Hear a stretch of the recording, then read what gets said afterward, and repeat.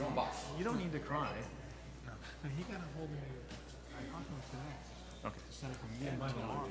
Are they over now? Oh, yeah. My daughter has it too. And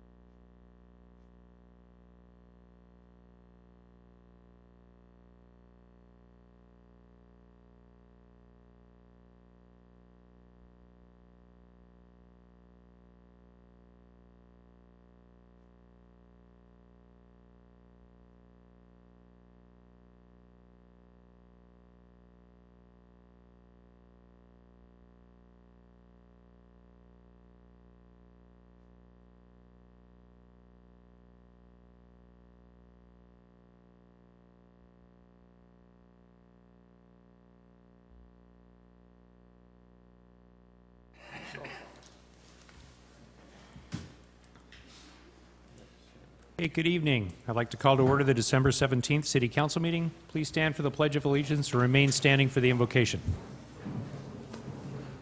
I pledge allegiance to the flag of the United States of America and to the republic for which it stands, one nation, under God, indivisible, with liberty and justice for all. Lord, look down upon us during this holiday season. Bless us all. Keep us safe. And let's have a peaceful holiday season. Let everybody come back in one piece at the end of the year. And God bless our men and women of the armed services. Amen.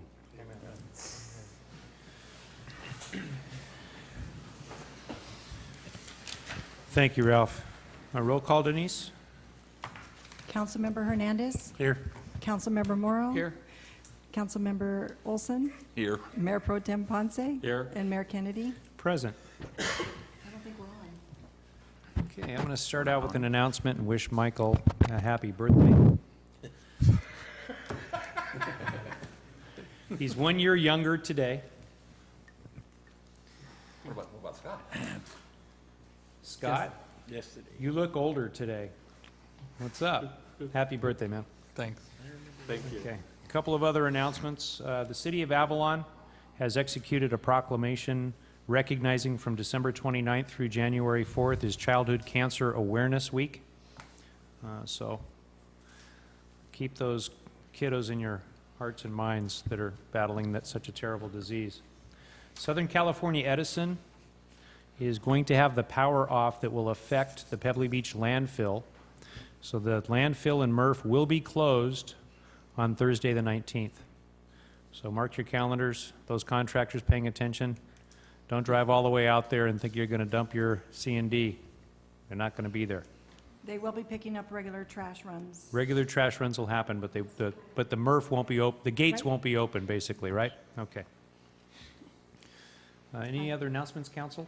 Yes, this governing body will be holding two separate meetings this evening, the City Council and the Avalon Municipal Hospital Board of Trustees, and the council will not be receiving any additional pay for those meetings. And I just wanted to make sure the public knows that the filing period to pull papers to run for the two council seats and the mayor's seat are available starting a few days ago on Monday all the way to January 10th at 5 p.m. Come Okay. to the city clerk's office to get your paperwork. So now you've heard it. So rather than come out here and complain, jump in the mix and help us out. Okay. Any other announcements, Mr. City Manager? None, thank you. Okay. We don't have any presentations on the city council agenda, so why don't we quickly move to the Avalon Municipal Hospital Board of Trustees meeting so that they can get their presentations and they can get home to their lives. I don't think John needs to go home. Sorry. Roll call, Denise? Trustee Hernandez. Here. Trustee Morrow. Here. Trustee Olson. Here. Trustee Kennedy. Here. And Chairman Ponce. Here. Any announcements? None. Written communications? Presentation? Yes, we have a presentation this evening from John Friel, the Catalina Island Medical Center CEO. He's going to address a couple topics: the open enrollment changes in Medicare, services the hospital offers for those not on Medicare with the new Affordable Care Act, as well as his annual presentation of the hospital audit. John, thank you for being here. Thank you, Ben. John Frail, the hospital CEO. Nice to see all of you, Mr. Mayor, members of the council. The primary purpose was to come and spend a few minutes with you to hand deliver the hospital's outside independent audited financial statements effective June 30th, which is the end of our fiscal year for 2012. A company out of Fresno has done the audit for the hospital in the last couple of years called TCA Partners. They specialize in critical access rural hospitals like ourselves. Happy to tell you that they gave our board, and our board has accepted an unqualified opinion. Although it sounds negative, it's positive. An unqualified independent audit is a positive. Just to give you some of the highlights, we compare ourselves to other critical access hospitals, those that are smaller than 25 beds like ourselves. And I'm happy to say that we're in the top 10% of performance. We continue to be a little bit profitable, albeit with the help of the city tax that we receive through the sales tax. But we're also able to keep costs down. We were able to put $330,000 back into the bank this year after meeting all of our expenses. We had an operating budget of about $7.5 million, and our expenses were about $7.2 million. So we're very proud of that. We continue to add programs. We continue to add some services. We continue to see more patients in our emergency room and in our clinic, and we expect that things are going to continue in that regard with more and more healthcare being delivered on an outpatient basis. And so our emergency room is very important to us, and our clinics are very important to us. And as Ben mentioned, some of the things we're planning to anticipate under the Accountable Care Act, or Obamacare, is more and more movement towards the outpatient services. And so we're making some plans to expanding those programs, bringing more physicians over as specialists from over town to see patients in specialties such as cardiology, which we did last year, maybe ingestive diseases, more things along the lines of pediatrics to make sure that we can continue to take care of our community.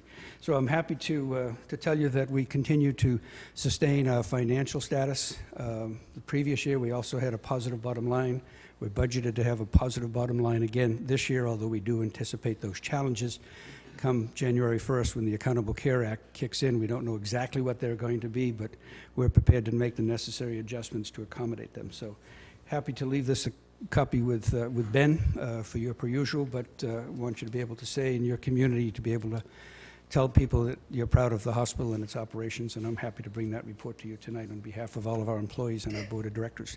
So I'd be happy to answer any questions that anyone might have.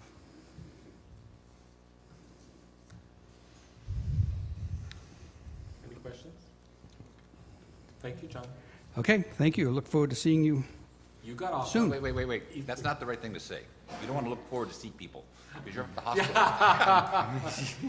You read into that. You read into that. I'm always happy to see people. Thank you.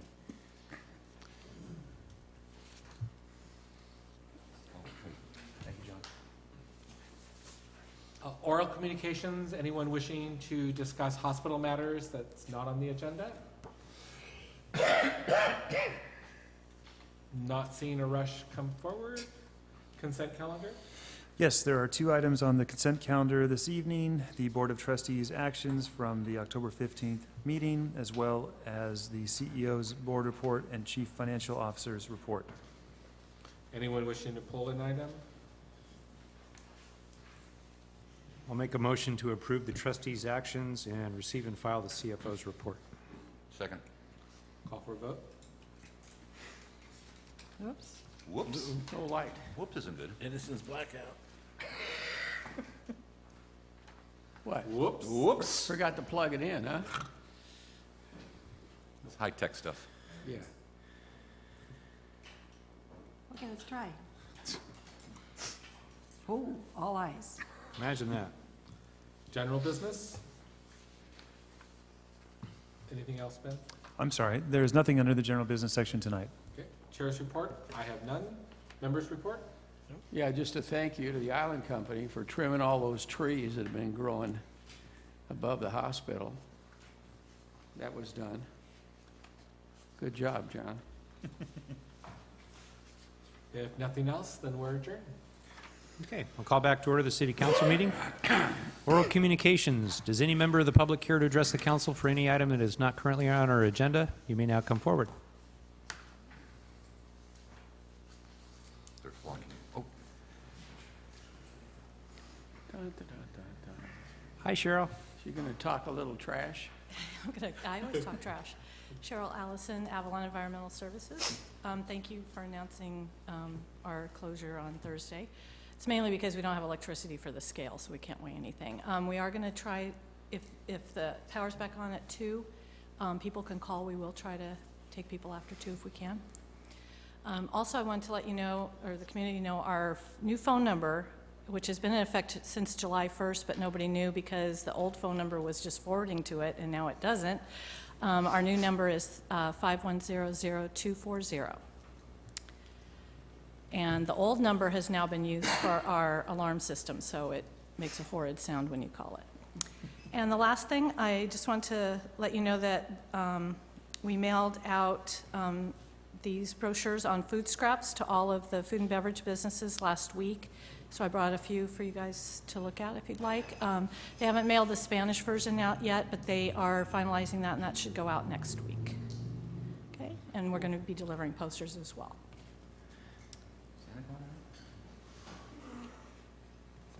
Not to put you on the spot, Cheryl, but do you have any plans right now about republishing what the game plan is with large item pickup? We weren't planning on it, but I could do a little article in the paper if you want. It'd be neat to get something out there because there's been a variety of locations throughout town where things are being kind of ditched. And they become either the burden of the city or the island company or whoever the landowner where these items are landing. And I just don't know whether people get that they can just pick up the phone and call. Yeah. Well, we used to have the large item pickup twice a year anyway, and it was unlimited. Now we do it 3 times a year and up to 2 items each time, and that will start over in January. We do pick up any items that have been tagged by the code enforcement that were illegally dumped, but that's only items on public property. Unfortunately, property owners are responsible for any items dumped on their property. But we can certainly get something out in the paper. Okay, that'd be great. Yeah, okay. Super. Thanks, Cheryl. Anything else? Okay, I'm done talking trash. Anyone else? Nothing, Jen? That's not like you. she's holding back. She'll be there. Okay, consent calendar.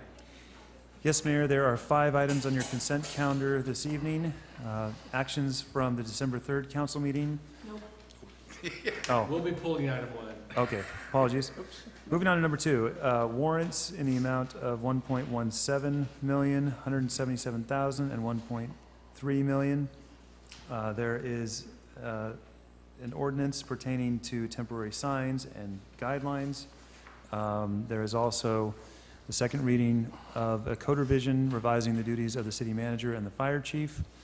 Then there's also an authorization to retain the consultant services of Dr. Stanley Grant. Okay. Oh, so the actions have been pulled from this agenda. Would any member of the public and/or council like to pull any of the remaining items on the consent calendar for further discussion? 2. Item number 2. Anything else, council or public? Full 5. 5. So at least 3 and 4 then. Okay, anyone care to entertain a motion then for item number 3 and 4 remaining on consent? I make a motion to approve items 3 and 4. A second. Okay, call for a vote, please. All eyes. Okay, Ole. Well, there's a warrant for $33,210 to IDE Environmental Services for hazardous waste disposal, all departments. My, that's a lot of money. We will be discussing that service and ways that we could economize, potentially exploring going out to bid for that service. Thanks. Move staff on too. Okay, do we have a second? I'll second. Call for a vote, please. All ayes. Item number 5, Ralph. Item number 5, why are we doing this?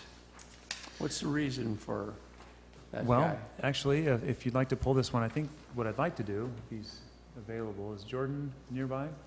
Jordan Monroe, our management aide, actually wrote this staff report, and if he doesn't mind, I'd like to pull him to the podium to speak on this. Jordan, I know you can hear me, so you can cruise on out here. That would be terrific. Yeah. How's it going? So Stan has been very familiar with the City of Avalon and our water quality issues, did a lot of preliminary research on what sort of dynamics were going on in our water. With the cease and desist order, we have very specific points that we have to meet. The city testing our waters to make sure we're not over limits. And Stan's here to kind of assess our processes to make sure that when we turn it over, that information to the state, that they find it acceptable, that we've met standards and procedures within the lab to check our data with LA County Health. You have his specific proposal in there, and I think it kind of helps lend credibility to us to make sure that we are following proper scientific procedures when we're looking into this cease and desist order. So once we started repairing the sewer that's closest to the bay, and we started seeing all the good numbers come up, that pretty well told us where the problem was. Now, is he just going to be hired to put a bow on the package to submit it to the state, or what? Well, yeah, he's not, for this particular, it's not about assessing the problem anymore. He's about assessing our solution and making sure that the process that we use meets it. So it's not necessarily even putting a bow on it, it's putting a stamp of scientific approval, of authoritative approval over our process that we're doing. If I could add in really quick, it's a credible third-party authorization of our practices and procedures. So it's somebody else taking a look at what we're doing and making certain that we haven't missed something. We're very concerned, we think rightfully so, about the cease and desist order, and so this is an abundance of caution. I would note that the cease and desist order doesn't end when, even if the readings are all A's, it's a multi-year thing that includes a bunch of processes and regulations and pollutant levels that we must meet for maybe 5 to 10 years. And so part of that is having the ability to scientifically measure what are the TMDLs, which are pollutants or foreign objects going into the bay, and part of his contract is to help assess the TMDLs. And the contract will be, I apologize, I didn't read the 9 details. days. Is it just as we need him?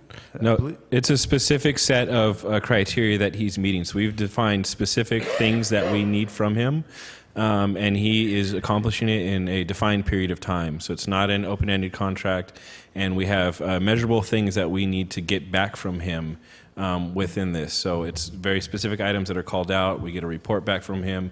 He matches data, our data, with LA County data, which is crucial.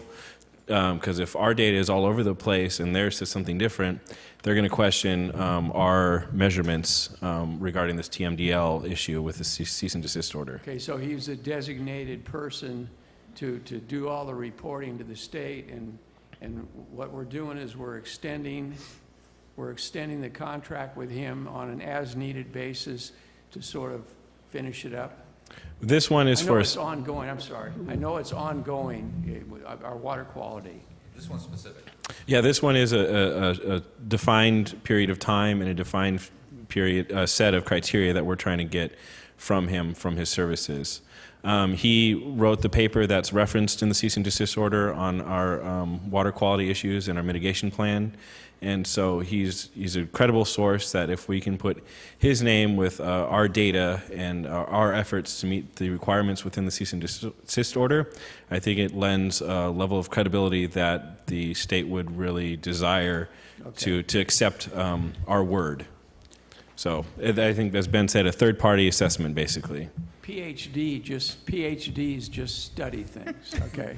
Well, to take it a step further, you know, Stanley has been along our side as we started this process with the Regional Water Quality Control Board. They know him. They know of his history with us. But in the same vein, is it time to go talk to the regional board and say they've got their pound of flesh? I mean, we've got, as Ralph says, really good improvements. Can we talk about? We have in the cease and desist order, it calls out for in the future, you know, how many days of TMDL excessive readings we can have. And if we're over by any of those numbers. And that was a couple of years ago when we were really nasty. And we've got at least a year's worth of experience under our belt that says, hey, we found most of the issues, reconsider. I think it might be a little premature in their eyes because we, Heal the Bay's summer report came out and we got a C-.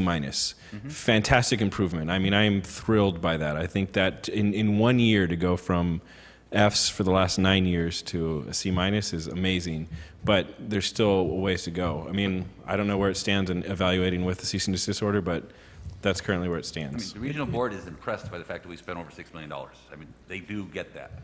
If I could maybe offer an additional suggestion, we will have Mr. Sean Holloway from BBK, our water attorney, present on the island tomorrow, and he can go into fantastic minutia on this topic with any of you that would like to delve in and go underwater. So I would offer that if you're interested. And he strongly recommends that we continue with this study, and we did budget for this and a couple other studies that will Right. be for you later on. And I believe there's a cap, right, Denise? Yes, 14,400. Okay, that's a dollar figure. Oh, yeah. Okay. Yeah, so he's capped. He has specific things that he's supposed to do for us, and it is a budgeted item. And with all the fantastic work that we've done, it's taken this much to reach this level, and I think it's going to take a lot more to continue it. And So it's so we part would. of our $1.7 million deficit.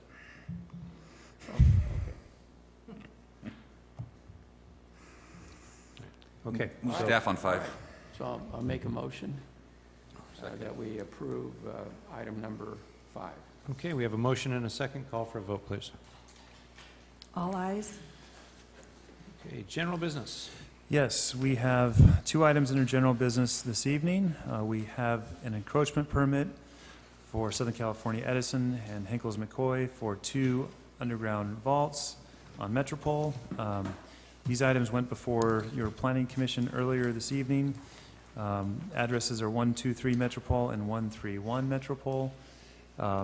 We've got, would you like to say something, Scott? Yeah, just before we begin, because of the close proximity to his residence, Councilmember Morrow will be recusing himself from items number 6.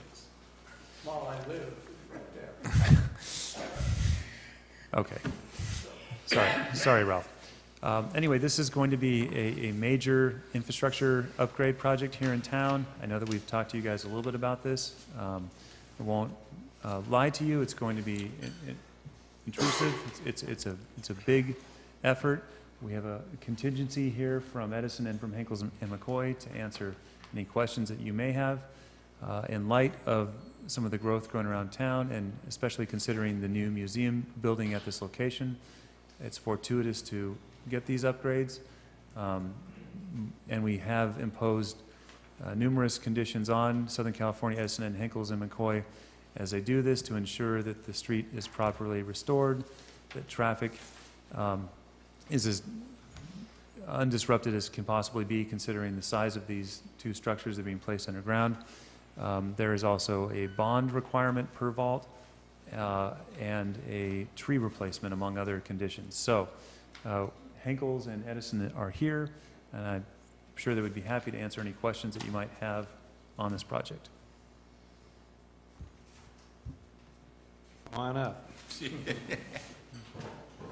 This is Marvin Jackman, your Region Manager for Local Public Affairs from Southern California Edison.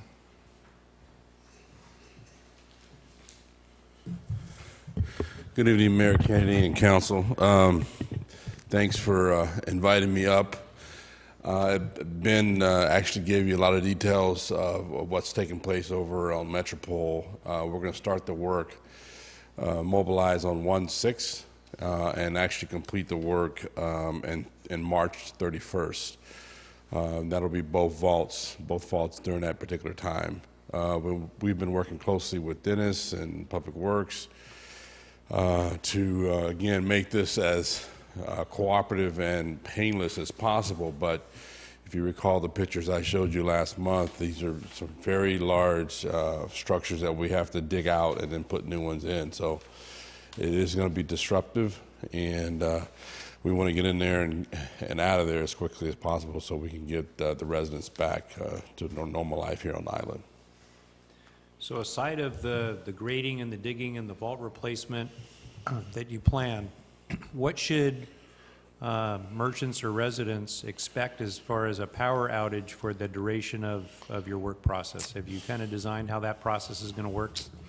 Yeah, so on January 16th is our first outage. That's our plan right now. It's a Thursday night through Friday. And that's really to get the power cut to that vault, and then we're going to turn around and supply temporary power. So on Friday, the power will be back on what we call a shoe fly. So we're limiting the amount of and the time of the outages, but in order to get the temporary power on, we have to actually cut power, obviously. So the game plan is once we cut that power on the 16th, 17th, then we start to work on and getting that first vault done. I don't have the plan for the second vault, which takes place for sort of in February, March timeframe, but the same plan is we're going to go about it the same way in terms of cutting the power to the vault and getting the customers back on within a day. So the first vault is going to be which one? The one nearest the museum, and I think it's near the Beacon. So the first one up the street on Metropole is the first one that we're going to do.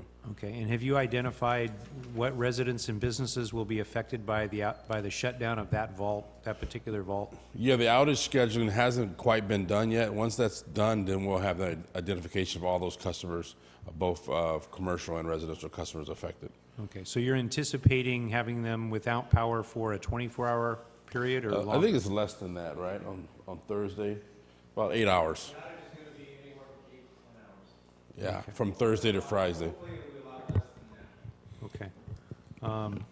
And we'll get some lessons learned from the first one I'm anticipating, and so that we can make adjustments to that plan based on the second one, because the second one affects a lot more commercial enterprises. There are restaurants, there's Vaughn's grocery store. Right. There's some significant refrigeration issues in vault number 2 that has me concerned. Right. That's a very good point. I mean, obviously, every time you go do a construction project, you find things out in the field that you're not anticipating, right? So the best laid plans when you get in the field, you come up with some things that might throw you off. So yeah, we will learn from the first one, as you mentioned, so we can expedite the second one as smoothly as possible. And then on the second one, yeah, you're concerned about the commercial businesses involved on the second one is key. Once we have the actual the customers that are affected on that second one, they'll get that notification as well. So they have a chance to understand the timing of that second outage. And we also will work with the customers to find out when the best time it is. So maybe it's not at night, or maybe it is at night.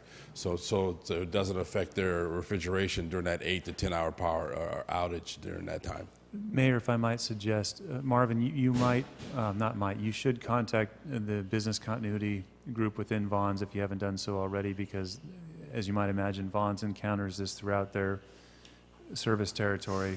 They have a whole group that specifically is tasked with dealing with outages, and they roll generators and they stage things properly. This happens to them all over. So Marvin can reach out to them to make sure that they are covered, considering the island and having to bring generation possibly over here to address their needs. The other thing that I would mention is that in speaking with the Henkel's representatives, they were looking for a nighttime outage as being possibly the least impactful, but again, as Marva alluded, maybe that's not the best time. It's always an issue with these power outages. Somebody's going to lose as far as the best time. There is no time that makes everybody happy. Yeah, we're trying to stay away from, you know, Super Bowls and parties and those kind of things during that time. But he's right. I mean, soon, you know, it's gonna be a bad time for someone. It's a very good point taken on the Vons, because we do have a major account rep assigned to Vons, and so we'll engage them to make sure they contact Vons. Well, and in that Metropole Plaza itself, there's, 4 or 5 restaurants that I'm sure that would be affected. So if it means that we bring in a standby generator to put them on some sort of power during this 8 hours, Right. that may be the simplest solution rather than create dramatic impacts. It's not like they can just empty out a walk-in freezer and relocate it somewhere in the community. Right, yeah, so there's a decision that has to be made in terms of maybe we do it from 1 a.m. in the morning to 7 a.m. in that same morning. So maybe we do it in the middle of the night versus so that they don't have to bring in the generators, because there's a cost associated with that. So that's sort of the decision making that ought to take place. Okay. But you've got 4 hotels there too. I'm sorry? You have 4 hotels, 5 hotels along Metropole. Right, and again, once we have an idea who's actually served off that vault, then we'll have a chance to have a conversation with those folks. So appreciate those comments. Okay, that was my number one concern, so the rest of this has been, fairly well outlined as far as handling traffic control and stormwater and backfill material used, and this was very well thought out, and appreciate that. Yeah, Anyone in the I think, audience have any credit comments? go- I know, I see that Pam's here, and she's one of the, those that will be affected, so Pam, come give your 2 cents. Thank you, Mayor. Pam Albers, owner, Cafe Metropole. I just have a question. Is there an operational reason why you're doing the vault up the street as opposed to in the commercial area? Because the timing of this means that you're going to be doing our situation, our location during spring break, the first opportunity that we have to make some money after winter.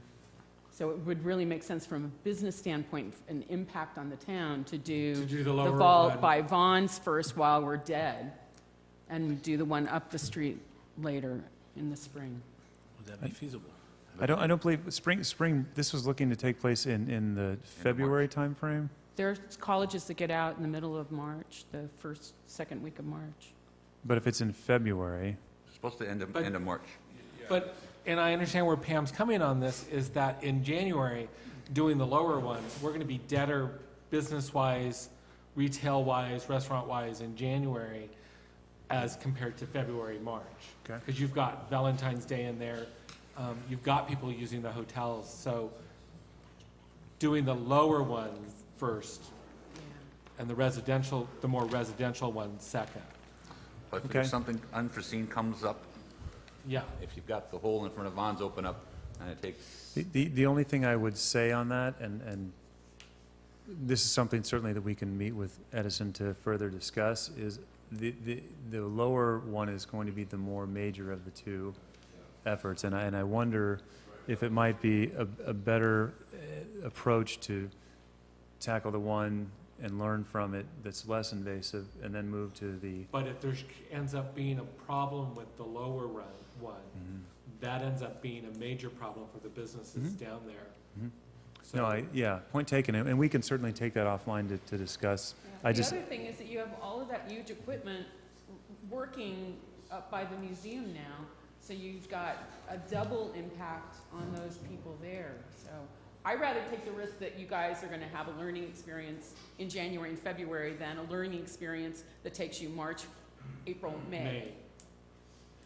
And really impacts our ability to make some money there. I also feel like we need to have some assurance that somebody's not going to say us, it's probably only going to be turned off for 5 hours and it's 10 hours and there's no backup generator, or you bring down the Vons freezer, or the barge has a freezer truck, something that we can put our stuff in and be assured that our perishables are not going to. We'll task Edison with meeting all the business I owners to think make sure Diane has those needs something are to say, addressed. too. Diane Stone, Coney Island. Just looking, we've got a new cruise schedule, and February is the beginning of far more cruise ships coming in. January is still only 7 cruise ships. By February, we've got, I don't know, quite a few more. But again, it's the same thing. Obviously, nighttime seems like the best time to turn off the power. I mean, no business can operate without their cash registers and lights. But particularly for us who have restaurants, my freezer is big. My walk-in for such a small restaurant is big. And in terms of planning, you know, if we're going to be shut down, if I don't have backup for that refrigeration, then I have to not order. I have to, you know, get my supplies down as low as I possibly can, and that takes some planning and doing. So I understand the complications of what you're about, but, you know, from a business standpoint, I obviously have to be concerned about my business and the others around us, and how best we can function and protect ourselves also. I appreciate those comments. This is sort of what we talked about. It's not perfect for anyone. So let me address a couple things.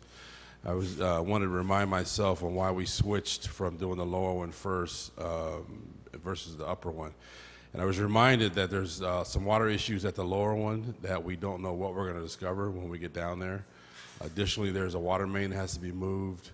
So again, that lower one is going to be much more difficult.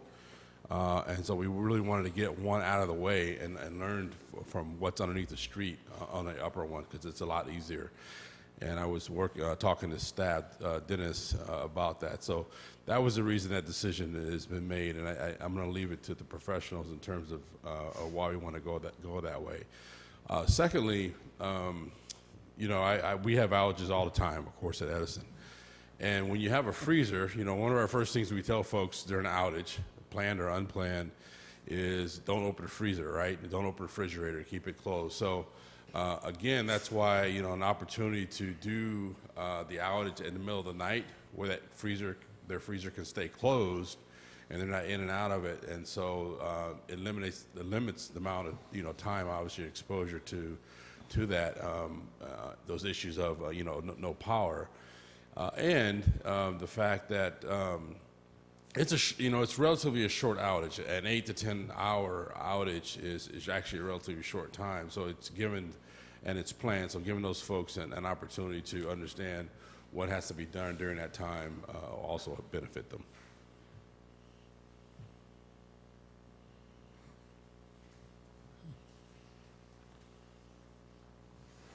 I have a question for Mike, Captain Krug.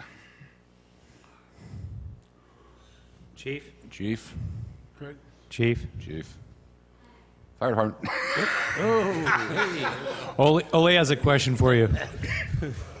Ole has a question for you. Come on up. He wasn't asleep, he was texting. He's rehearsing.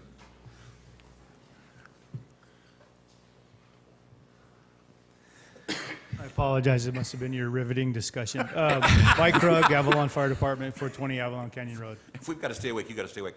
If a hotel has a planned 8 to 10 hour outage between like midnight and 8, what is going to be your requirements for the hotel?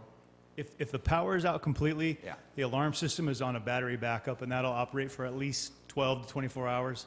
All we require is a fire walker, someone that's monitoring the property, making sure that while the power's out, if something goes wrong, there's somebody awake and on the property checking. Okay. Thanks. Thanks, Mike. If there are people in there. Are there other questions? And keeping the daily logs. Any other questions? Anyone else in the audience have a question? Greg, come on up.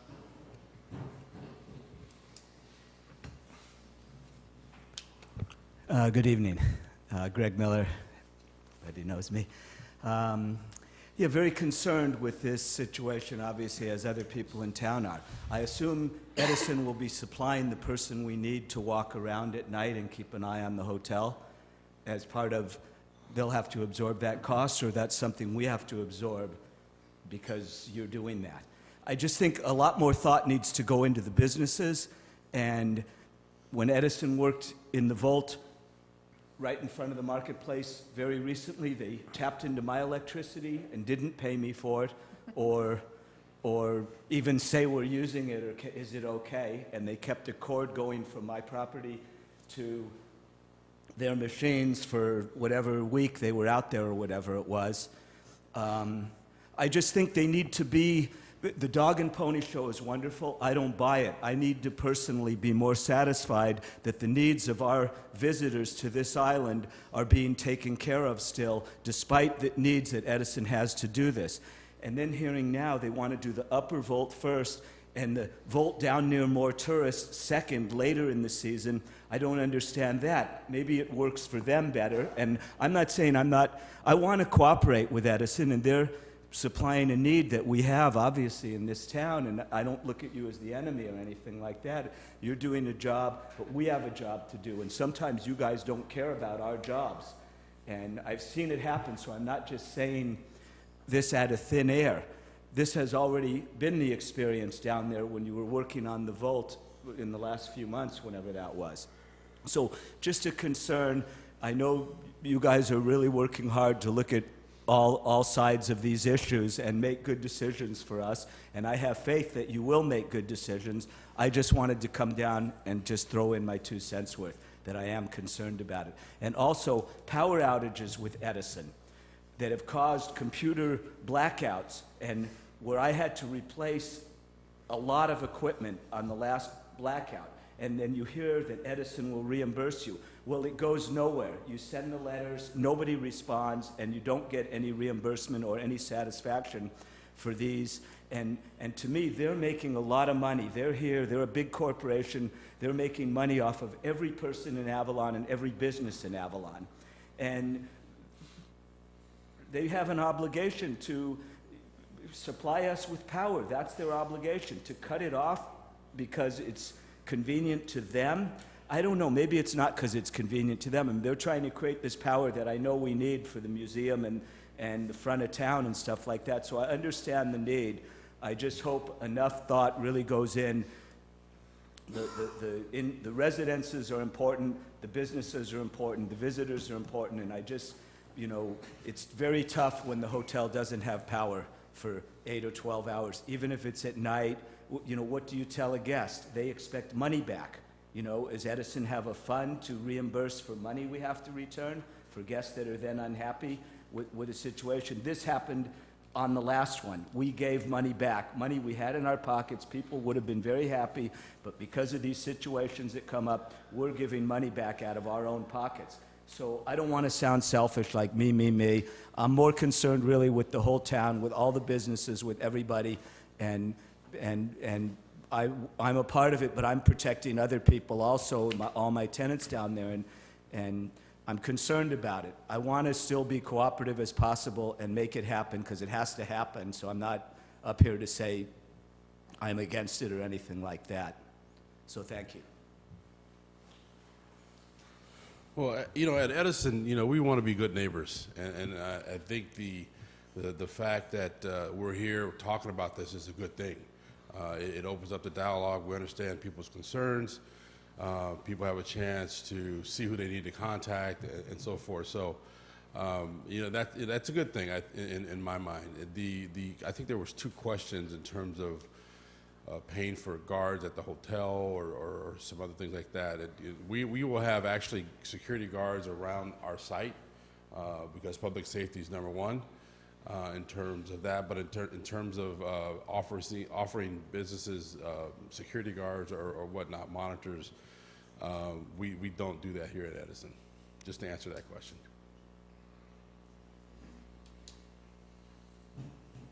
Other questions?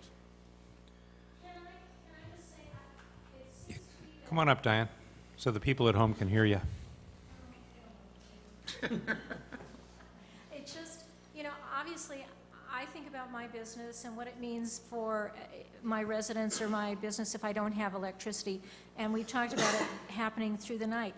But when I think about Greg's Hotel, for example, I would assume that there's no way he could rent a room or have any guests in his hotel through the night if there's no power. I wouldn't stay in a hotel that didn't have power. you know, if I had known ahead of time, I mean, because he'll know the night that's going to happen, I would assume he wouldn't be able to rent those rooms. Do your doors work electronically? The little key, okay. But still, you know, if you don't have electricity, a guest isn't going to want to be there. Romantic candles. That's not good enough. I didn't think so either. Okay. Walk me through your timeline one more time. Your anticipated time of disruption and the anticipated dates in both areas there? Yeah, all right. So the complete project right now, as planned, we hope things go faster than planned, obviously, is starting from a mobilization on the January 6th, and to be done by March 31st. The first vault, the one on the upper part of the street, the first 8 to 10 hour outage will take place on the 16th and be done on Friday.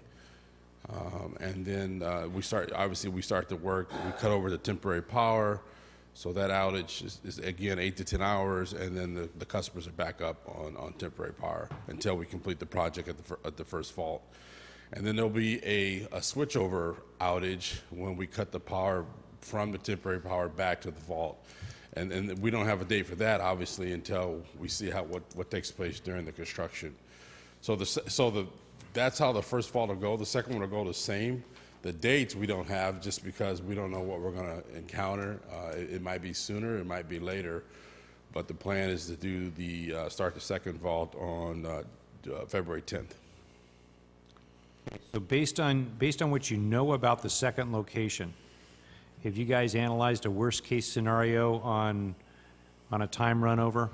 I mean, you're anticipating being out of there by the 31st, but if you run into the saltwater line that you recognize that you need to move, and all of these, what contingencies have you played in there as far as how long that second vault could take you? Well, one of the things is to figure out what's underneath the ground. So that's why you'll see in our schedule, we finished the first one on 215, and we actually start the second one on 210. So there's actually an overlap. So we're trying to work things in parallel. And during that time, we'll be potholing the street to find out the contingency is to go down instead of just digging up the street, actually taking a look, so we don't rip up pipes or things that we don't know about. Are we doing 8, 10, or 12-hour shifts? What shifts are we working?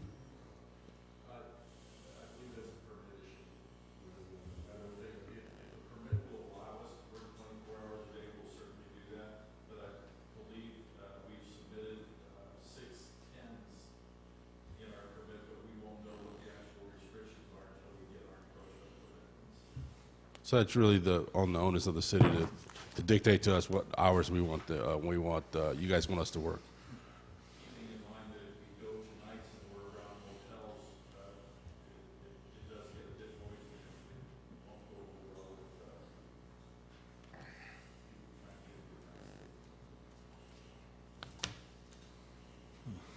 The fear I have is your second vault running long. It's a valid concern, and we're concerned as well. Okay, so let me ask an out there question.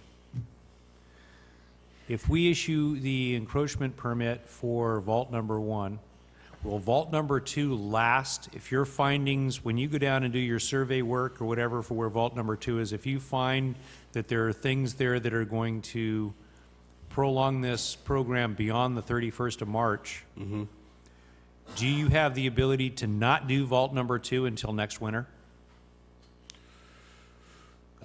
That's a big question. Let me get back to you on that one. I don't know if there's an option to. I mean, these vaults are already deteriorating. I don't think there's. That's the issue. Is these vaults are in pretty bad shape. So we're trying to do it in a plan, obviously a plan attack, versus having the vault collapse or something happen. Now now we lose power at a hotel, and they don't know that we're losing power. Flipping it around, then, isn't the lower one by Vaughn's the one in the worst shape? I think they're both equally bad.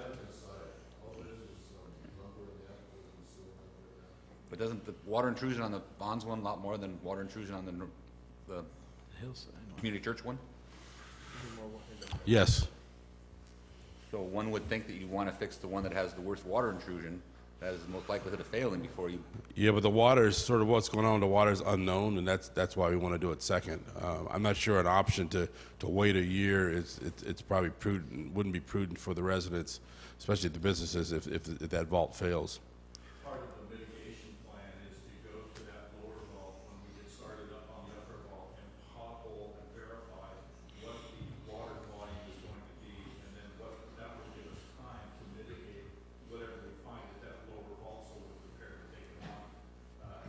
I've heard reports, we had some core testing done, which I'm sure you guys got early on, and they say that the water on the lower vault is about 10.5 feet, but we don't know what that volume of water is going to be. So part of our plan to start the upper one is when we get here to pothole that lower one and verify how much water we're going to have, and then put in contingency what we've got to do to mitigate the whole issue. You want to come up to the microphone for the rest of the discussion? Yeah, and I think also we need to keep in mind this is, it's going to take a couple days just to mobilize and get the trucks and whatnot out here. So given if one of those vaults fail, the amount of time for us to mobilize and get what we need out here in the island is going to be a lot more than a planned effort in terms of what we're doing now. Perhaps as a suggestion, you're talking about paralleling the two projects, and you could possibly, if work allows, advance that parallel further up, right? So right. Maybe you could commence at the end of January. The second one, I don't know if that's possible. I know the other concern that you're going to have as far as doing both vaults and not waiting to the following year is going to be your repavement effort, because a condition we're imposing is curb-to-curb repaving, and that's the other thing we have to be mindful of. So if you Right. guys can re-examine perhaps your project What? timeline. And again, I'm not the technical expert on this, but. Right.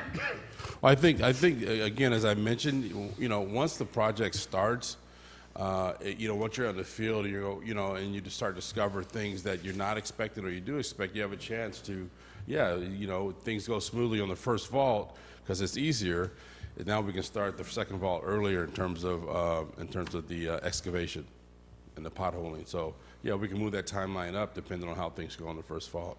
All those things are that whole gamut from soup to nuts is open and available, depending on what takes place in the field.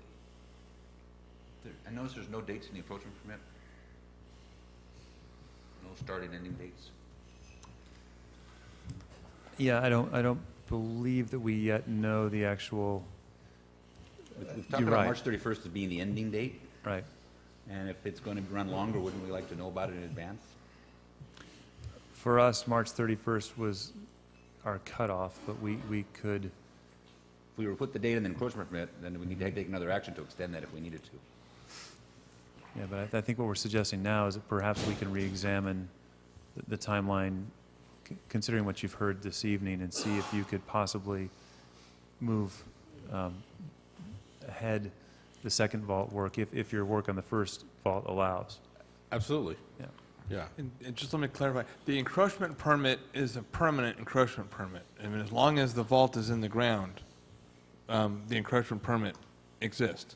It does not have a date for construction, which we can put a requirement in there if you want to add a condition that they report back that Edison comes back to the city after the completion of the first vault, or after the first vault is done. During, yeah. And come back to the council at the first council meeting after the first vault has been removed and power has been gerrymandered, and to report on. Great word. Jerry-rigged, whatever. There will be no jerry-rigging. Or Mandarin. Or Mandarin. Right. Yeah, I'm willing to come back guy. at any time. I mean, it might be, the first council meeting in February might be a good time to give you a status update.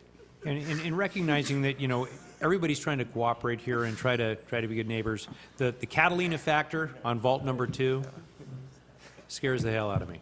Because I mean, if you're already, you guys are the ones that are going to be in there doing the work, and if you guys are already kind of a little bit on eggshells about what you're going to find when you get there, it spooks me to death to think that thing would run over schedule. That's where my head is. I mean, I recognize the work needs to get done. I recognize everyone's going to be impacted by this. The Catalina factor, which we're all used to, is the thing that's going to be the big curveball. And I just don't want to be standing here later saying, man, I told you.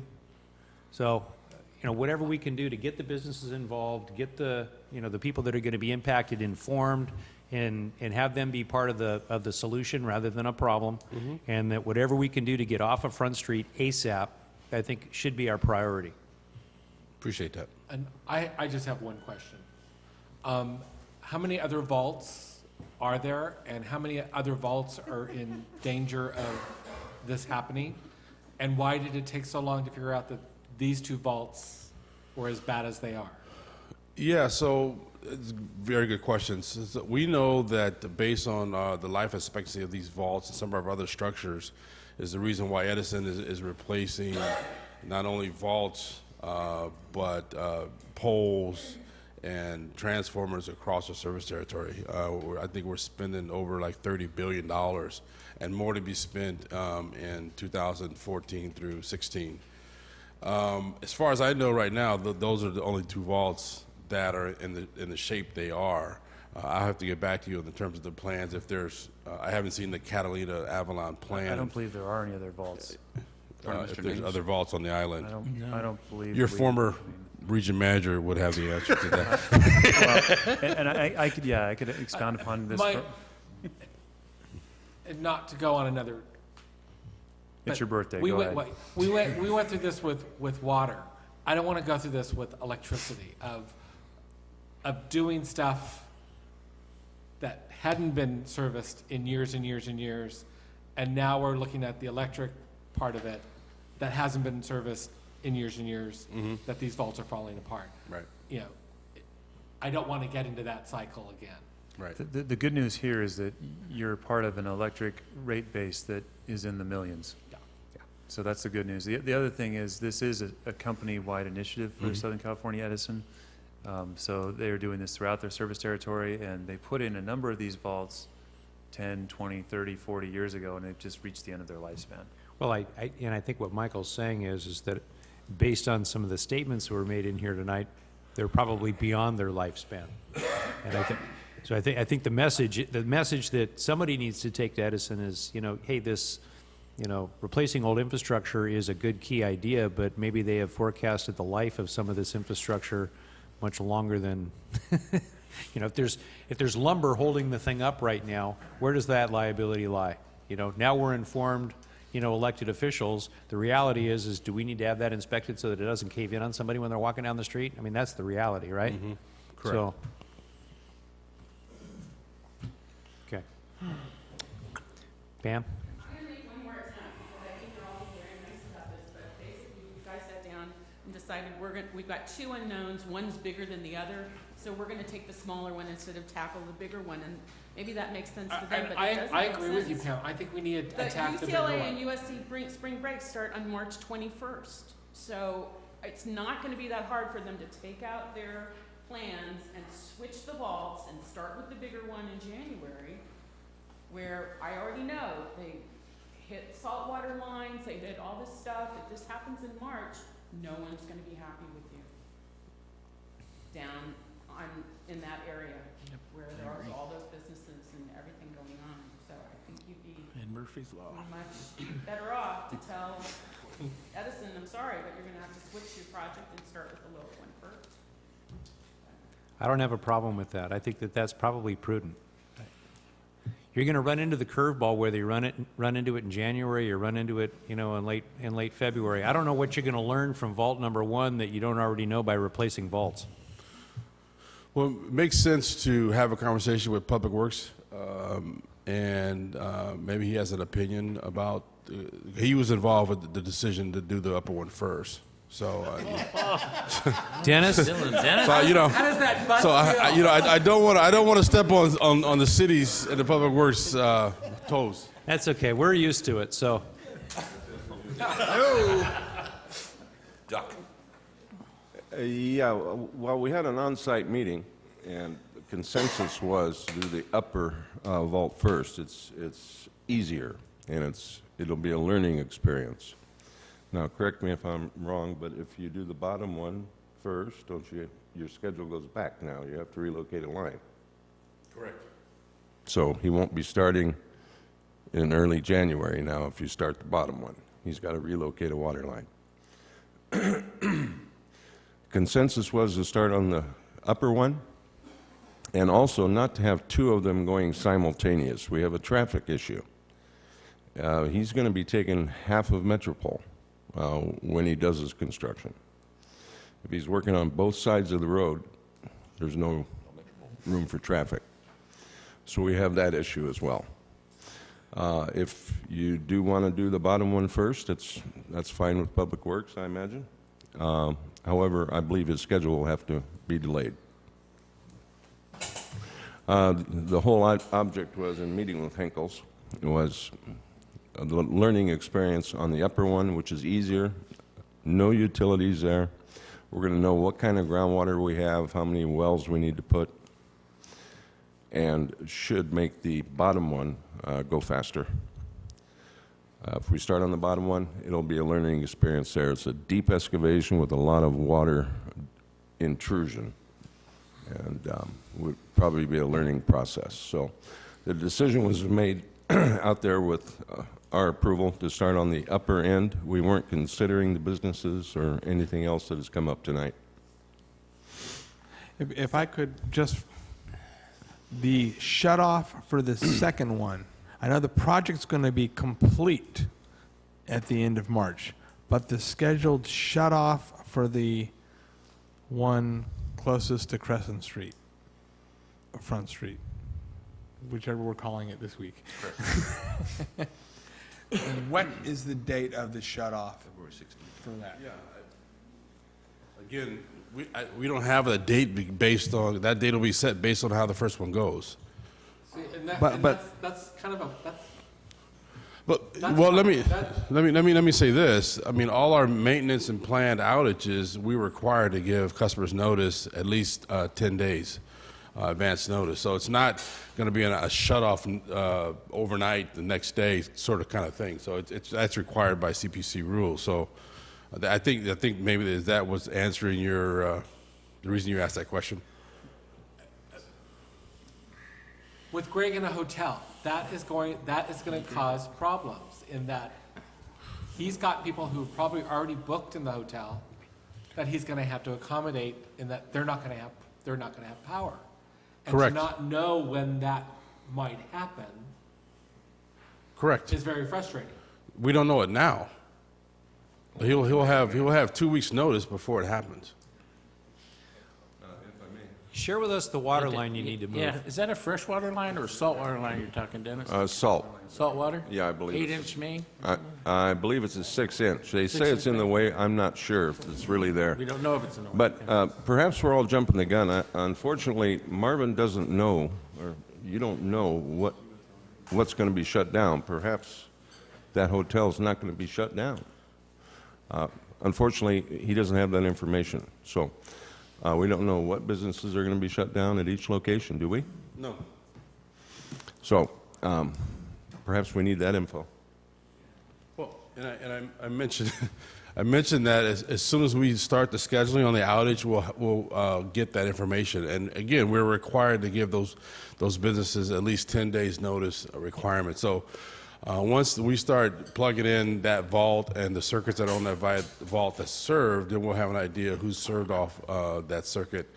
And at that time, we'll have an idea.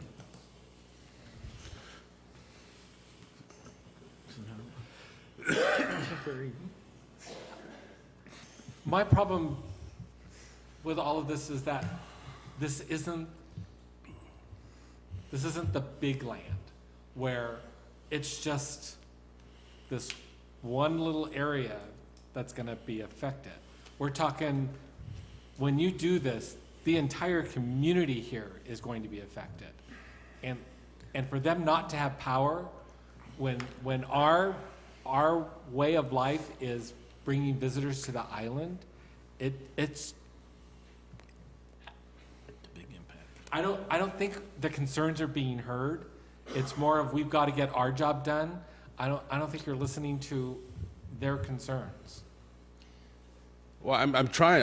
I'm not sure what else you want from me. I'm giving you the information I have. It's an 8 to 10 hour planned ahead notice outage, so that the businesses will have an idea when that's taking place. We have an option to, obviously, I mean, there's always the option to do nothing. I don't think that's a good option in this particular case. We're trying to give you as much information. We're working with your public works staff. We're here having a conversation with you. So, I think it's a little bit unfair for Edison doesn't care. We're not listening. This is the reason we're here. That's why I'm here talking to you, having this dialogue. As I recall, when I was here a month ago, I said, look, the collaboration, this is going to be a disturbance, and the collaboration between the city and the residents is going to be key. And that's why I came before you a month ago and gave you that information. So, again, Edison is not in not caring mode. We've been here for 125 years, and we have some work to do to help with the city, and so that the vaults don't fail on an emergency situation. And that vault is out for months while we're trying to get out here and mobilize. And we're just trying to make that a planned effort versus a unplanned emergency effort. And again, the island, we treat the island no different than we treat any other customer. We're doing these vaults all over the service territory, and they're long and they're extensive, and this is the reason why we're here trying to work with you. Pastor, you have a comment? Yes, please. Excuse me. Pastor Lopez, Public Works Director, City of Avalon. When this discussion started, I'm sitting here thinking, Catalina factor, Catalina factor. Having worked decades of my adult life in the trades, I've seen it time and time again. You can count on the Catalina factor, like Mayor Bob said. If you do the second one on the schedule that you propose, man, that rain, all kinds of things can happen, and we're going to be looking at April and May. I really would recommend putting the second one first. If there's, that's the best, most prudent way to do it. I'm talking from a lot of experience, and a lot of people in here have seen it too. Best laid plans, you can't outgun Mother Nature. She's going to clobber us sooner or later, and we're due. Here, let's just solve this. We'll do the second one first. We'll get you a new schedule. That schedule will not take place on January 6th. It'll be at a later date. So we're going to move. The end date will be past March 31st. I just want the council to understand that. So that's not a problem. We'll do that. I would like to move the encroachment permit with the conditions as outlined, with the additional condition of construction stops by April 15th, and that they do the lower vault first. I'll second that motion. The only thing I would just ask is, you're considering that, remember, your change, so the existing request puts their end date at March 31st. We're going to flip-flop things around, start with the bigger vault project. It's going to require the relocation of a water line. So I don't know that extending the end date by 2 weeks is going to be sufficient. That's the only thing I'm wondering. Yeah, that's a guess, right? I understand that why we want to do that. I get it. I understand the concern with. Removing the 6-inch line? Sorry? Removing the 6-inch line out of the way? It's a 10-inch? What's the? 6 inch. 6 inch, he said. 6 inch salt. 6 inch salt, I think. They can always come back and request an extension. Okay. That's the one thing. It has to be that, what I don't want to have happen is the condition be that they have to have completed the construction by April 15th, and then they've got the vault in, but they haven't done the repaving, and they say, well, we're done, and your roads will be bad for a year. So I think it's a goal of having it done by April 15th, and if not, they are to report back to the council to get additional conditions right, and modifications, and a report to the council after the removal of the first vault and the electric connection of that, to report back to the council how that one went. Listen to the tape. Conditions. So we have a motion and a second, and I just want to add one thing, and it's just an observation. When we receive things like this, I think it's super prudent and important that we get 100% of the information. And not knowing what businesses are being affected, I think puts a it puts a dampener on our ability to make prudent decisions. So I just want to make a note of that, we should have had the answer to that before tonight, whether, staff caught it or whatever, because I think that's important. So we have a motion and a second. Do you want to repeat your motion? So that Yes, Denise can we get moved this? the, we moved the encroachment permit. We flip-flopped the vaults. The Vaughn's vault is done first. We would like to see the completion date by April 15th. If they need to go longer, they need to come back and get an extension. Yeah, we have a motion and a second. Call for a vote, please. 4 ayes, 1 abstention. Councilmember Morrow. He's left the room. Go get him outside the front Great. door. Did you go out Yeah, I'm on the front door. Thank you. Thanks, sir. Thanks, Marvin.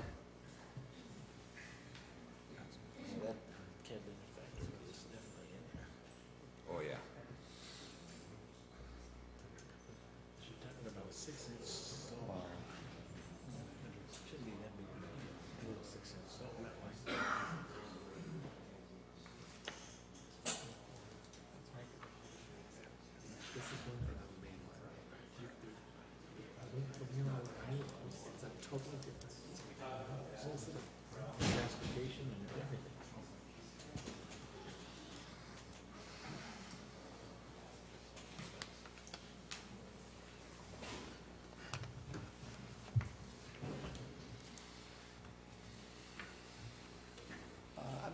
Sorry I wasn't here to hear all of it, but, You know what the smarter way to handle this is go do it from there. oh, yeah. Did you already vote? We did. But what you have to say is important, Ralph. So, I mean, you're a citizen, you can speak from the podium. Okay. Ralph Morrow, 222 Metropole.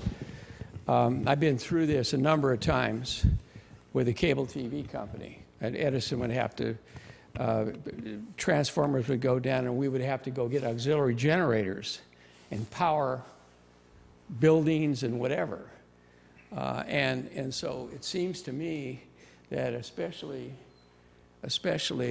people with businesses, you can go and rent or even work with Edison to get auxiliary generators. They make these things to where they're on a trailer. You could just put them on the barge, float them over here, and have them standby so that when they do start working, you just crank those generators up and no one will know the difference. And the whisper watts that we used are really, really quiet. I did it a number of times at my house, and I'd have that in Parker Court and wouldn't bother anybody. They're really, really quiet. So one of the things that if I had a business around there, I would make darn sure that I go rent one of those. There's a company in Wilmington that has about 500 of these things, and they actually do rent them. They have all different sizes. And I think coordination with Edison, having them come to your business and say, what kind of power requirements do you need to run my business? Then you just go rent one of those. And maybe Edison might work out some kind of a deal where they can help with the rental fees. So that's been my experience anyway.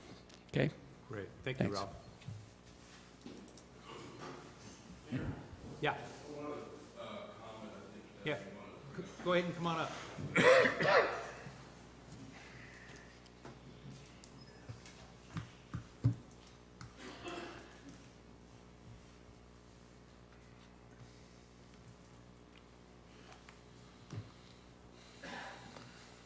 Good evening. I just wanted to point out about the salt water line. I don't know, the city is going to have to relocate this line. I don't know how long that's going to take. So that's going to put this off. If it takes them a month, that'll be a month that we lost on doing this work. We could have had the first vault in by then. So I just want to point that out, that however long the salt water lines would take to be relocated is going to dictate when we can start this project. So if it takes them a month, that's a month behind that this thing's going to be.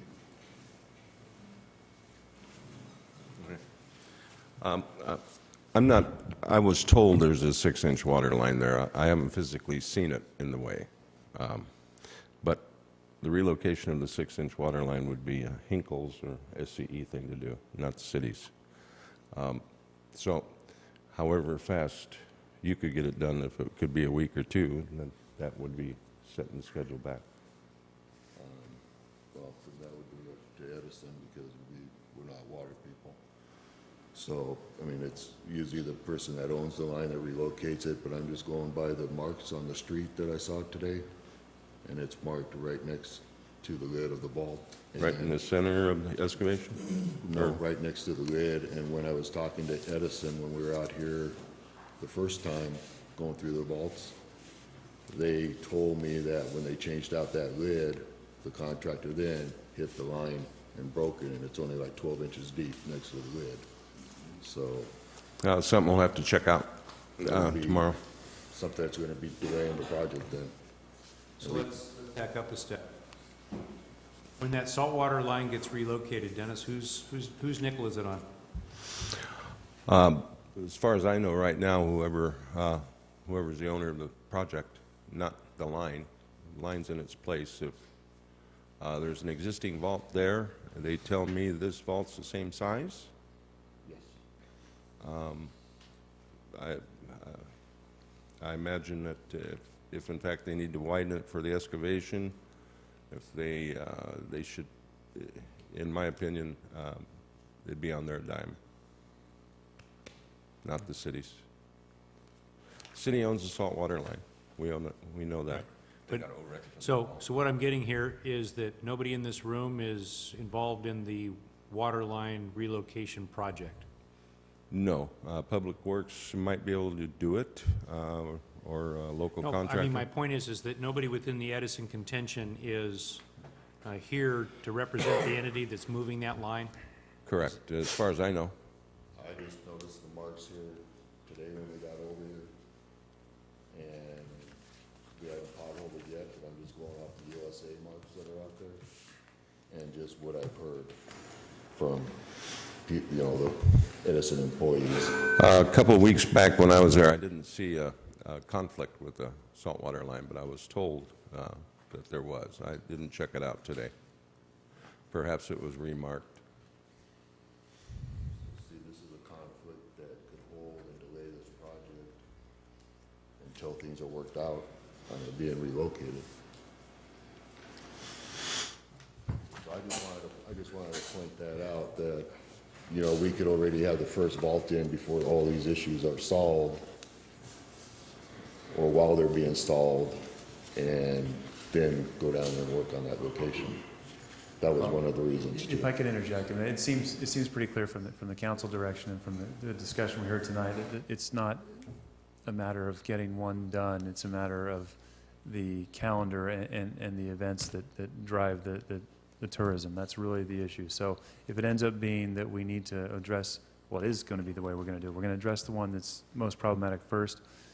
I would echo what Mr. J.H. has said.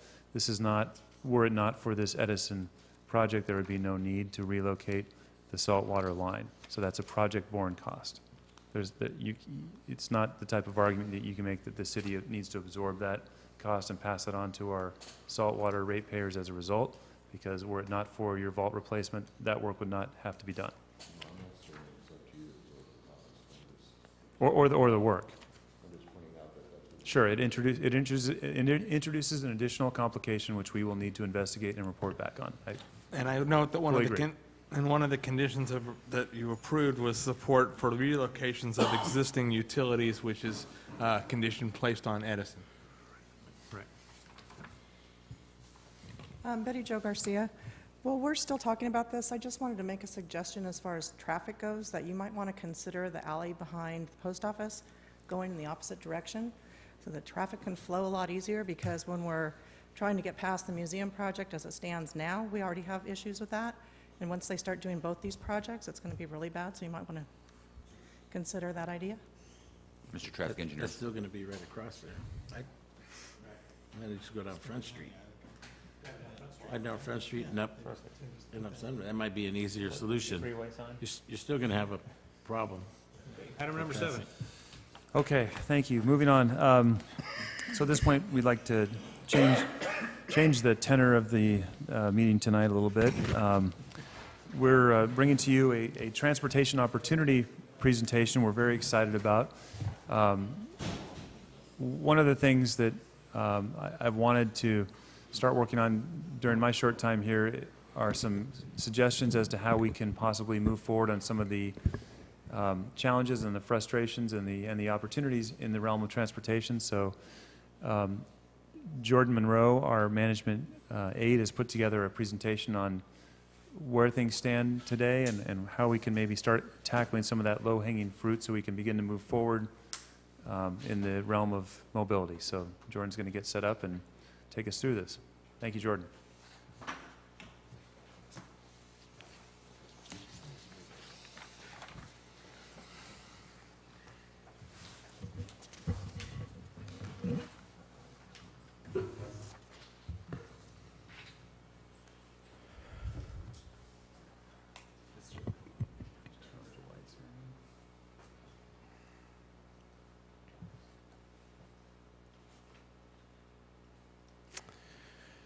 So in this discussion of transportation, I just kind of want to present kind of an overall picture of what we've got.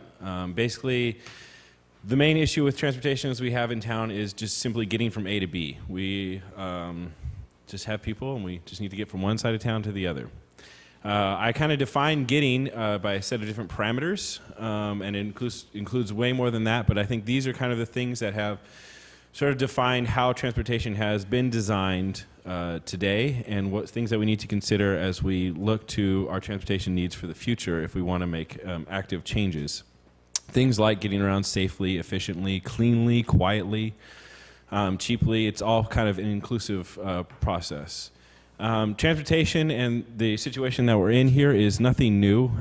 This has been discussed for many, many years. We're all aware of our limitation size of our town, how much parking we have available, the needs of our topography requiring certain requirements of the types of vehicles that we can bring to our community, and everyone's very aware of that. It's been discussed and looked over many different times. And through these discussions, a lot of problems and a lot of opportunities have been identified. Hydrogen fuel cell presentations have come before the City Council. We've had transportation committees. We've put together lists of different vehicles throughout all the years. But each one comes with a drawback. And at the end of the day, as much as the current system is inefficient, it still gets you from A to B.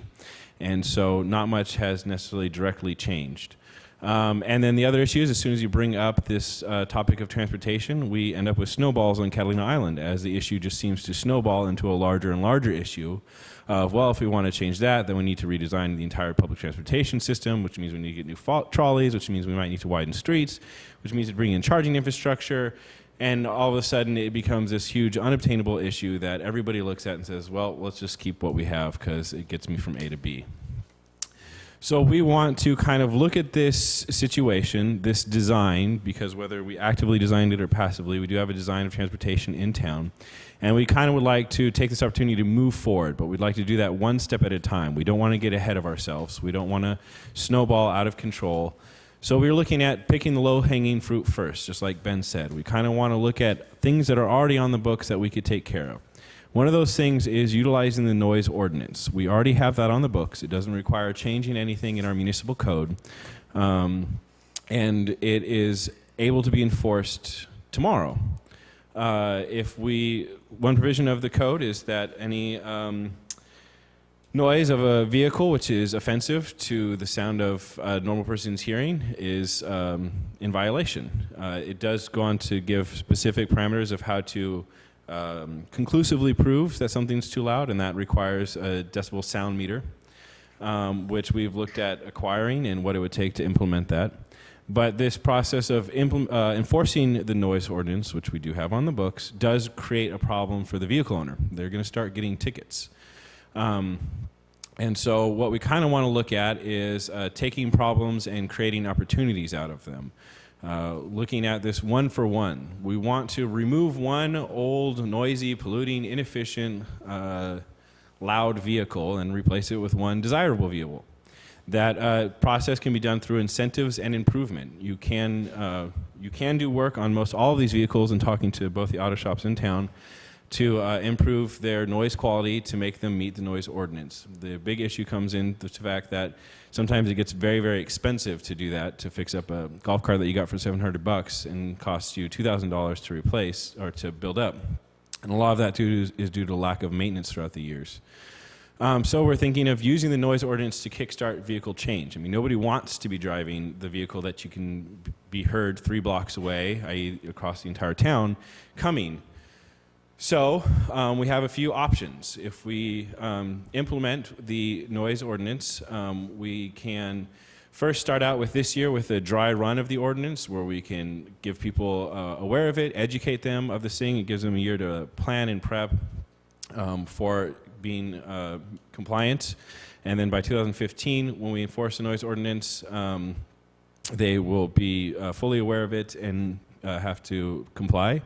And so we don't have to necessarily make changes because we can already enforce what's already in the book. Or we can go right now in this year and just start complete enforcement with the 2014 vehicle registration and allow for a 30, 60, 90-day period in which people can come back with a fixed golf cart and they won't be in violation of the ordinance. But we also we are exploring other opportunities as well. There are an abundance of opportunities out there that we can look at bringing to our community, and we can make these otherwise desirable vehicles more obtainable. Things like trading in your old noisy vehicle, your cash for clunkers. They've done a lot of those programs, government grants and investments that can be brought in, so it slowly can possibly piecemeal all these different opportunities together, and it brings that cost of a new vehicle, a more desirable vehicle, down to a potentially more obtainable price point for each resident, and puts them in a vehicle that I'm sure that they'd much more prefer to drive. There are bulk purchasing opportunities. Edison provides discounts on your electricity bill if you have an electric vehicle to plug in, and you add all these up, and that can kind of help move it along. One opportunity that we are looking to kind of educate and share with the community is the City of Avalon Recreation Department, the Catalina Island Conservancy, and the Catalina Art Association all have events coming up at around the same time, the middle of April. Spring Fest, the Catalina Art Fair and Exhibition, and Earth Day. The Art Association actually contacted us with an idea of they wanted to bring over a convertible electric smart car. They have a dealer who's contacted them and said, I know this is growing in your market and we'd like to kind of show it. It could be a part of your fair. And we thought that seemed like a neat idea to expose, but why stop there? We could bring over other opportunities. We can try and highlight other alternative vehicles to let the community know that there are other options out there. You can see there is the smart car, the electric smart car, but other things like hydrogen fuel cell golf carts are on the market. Elio Motors and Centro Motors, both of these vehicles are coming out in production within the next year. They're all very interested, a lot of companies are very interested in providing their vehicles and getting them out in the market so people can see them, and that's a huge advantage that we have in our community is we can provide exposure to almost 1 million people every year who come to our town. We have options with bicycles to highlight these. There's electric bikes that can get you around town. Organic Transit is a startup company that just went into full production this summer, producing their ELF, which is a e-velomobile, which is basically a electric assist bicycle, but it's encased like a car, but by all definitions, it is a bicycle. It has photovoltaic roof, a power motor, and can carry 300 pounds of cargo with you. And for the transportation needs, delivery needs, they are coming out soon with a Truck-It version. There's things like Flycly Smart Wheel, which just had a Kickstarter, where it is an electric-motored motor on a wheel that you could just throw on any back tire, and it motors you around town and helps you with the hills here in the community. There's options in innovations that we can be exploring and trying to encourage to come to our community. Hydrogen cars, fuel cell cars. California already has, I believe, about 9 hydrogen stations around the state. The state has allocated $100 million to build 100 more throughout California. They're trying to build sort of hubs throughout the state to make hydrogen cars more desirable so people can know that they can fill them up. There are other funding opportunities to bring these types of technology to the island. Wireless charging, that's getting taken off in New York and in Long Beach right here, where they have these wireless charging stations built into the road. A bus pulls up over them and gets a boost charge that helps them get around for the rest of the day. These are a lot of innovative programs that are just rolling out, and we have opportunities, if we wanted to explore bringing them to the community, which I know they've been brought up many different times. But what it kind of comes down to is a passive approach versus an active approach. With the vehicle noise, we've currently been taking a passive approach to dealing with this issue. We're hoping that they'll just slowly phase themselves out as they keep breaking down, but people keep putting in a couple $100 in them at a time, and they keep running. There is a desire within the community. I don't think anybody I've talked to says, no, that's absolutely a horrible idea. Everybody's very excited about the opportunities and potentials that we have. Technology is continuously improving compared to 10 years ago, 5 years ago, or even last year. The technology is becoming more and more obtainable for more new technologies. It's really exciting. Companies that created the KLD OneDrive is a hyper-efficient electric motor that was sold to one of the companies that created that Combi City truck that you saw on the previous slide. They're very excited about providing this technology for all opportunities to provide charging stations in the island to help with electric vehicles. The major thing that's missing is funding, because if we have technology, we have desire. In the City of Avalon, we require funding. That's where looking at a lot of these different small opportunities or larger ones to bring them together to help work in the community. But with all of these opportunities, it is going to create a new set of problems. It is going to be something different that we're going to have to handle that isn't necessarily easy for us, and it may not be the, well, it's not going to be the status quo. That's basically the value decision that we have to make as a community, that do we want to continue with the set of values that we have in place, or do we want to take on challenges and make improvements and specifically design how we do things in our community.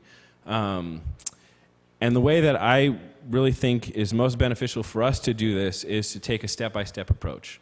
I think, like we talked about earlier, it can really easy snowball into this unobtainable goal. And right now, as we're having this discussion, we're looking towards step A. We haven't taken it in this capacity. And we are imagining what step Z will be. I mean, that's way down the line. We have an idea of where we'd like to go, but everything else in between is completely open, and we're unsure of those things. So as we take step A, as we kind of make a decision and move forward on a single step, it'll start to illuminate the next steps. And okay, that means if we have this decision, we have to kind of decide between these next three things, and we can start moving forward with that. And it'll help keep us on this path, as we're always maintaining our direction that we want to be going, as we define by our values. It brings us up to later opportunities of recognizing issues of air quality. There are a lot of studies that, air quality in areas right around traffic may not always be the best. We have referenced a few studies that have been done in Avalon's air quality, and I'm still waiting to acquire those, but it's something that we can address down in the future. Or perhaps we bring in more efficient vehicles, and the air quality issue takes care of itself if we have one. It brings up the possibilities of vehicle inspections in the future. Maybe that's one way where if we were to replace every vehicle in town today with a brand new efficient vehicle, in 10 years without proper maintenance, we're going to be kind of back in the same situation that we're right now. Loud, possibly polluting vehicles. And so it brings up the idea of, do we need to have vehicle inspections on an annual basis in either conjunction with our vehicle registration, or how it would work out. But what I think is important for us to recognize is we don't have to make those decisions right now.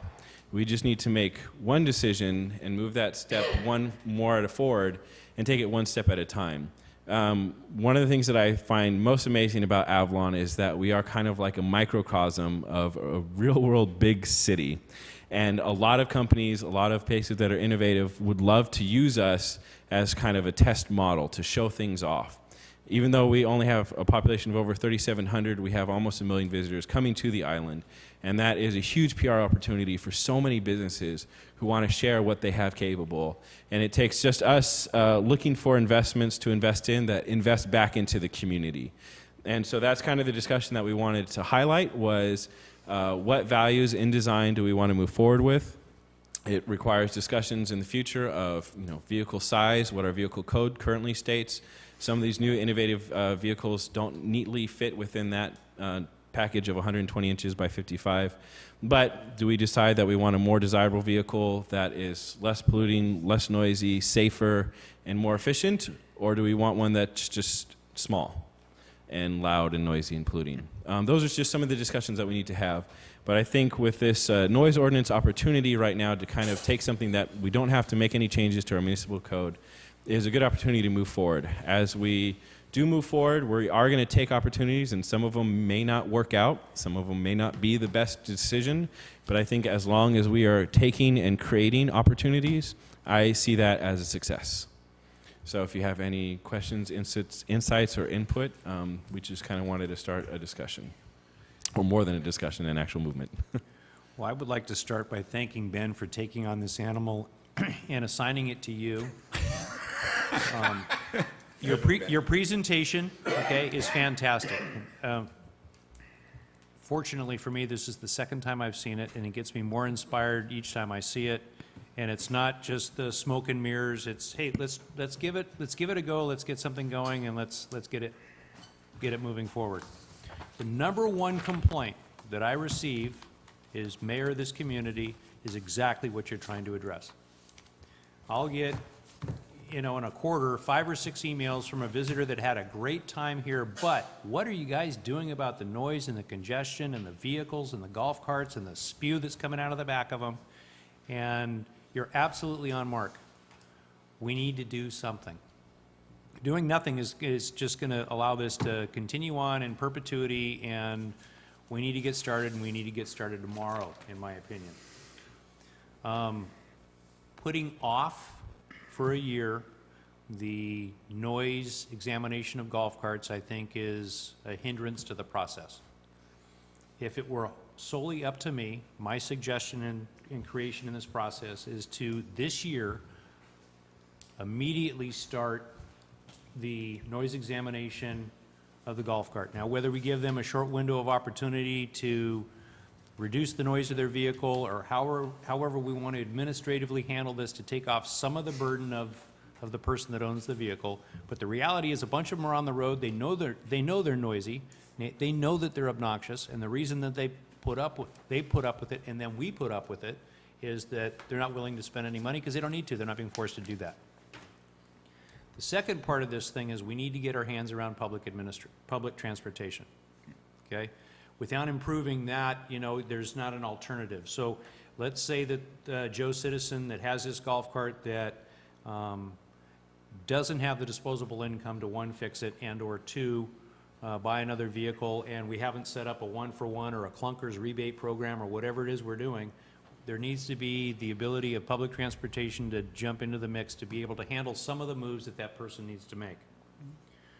Thirdly, we need to look at some of these alternative transportation vehicles and allow our auto ec code to be able to absorb them. Now, whether it's off-street parking requirements for some on a certain size, but there's going to have to be some checks and balances as we go through this process. You just can't jump right in. We're going to have to study internally here within the city the cause and effect of doing A, the cause and effect of doing B, and as we're doing that, then will come the development of companies that want to come in and play ball with us.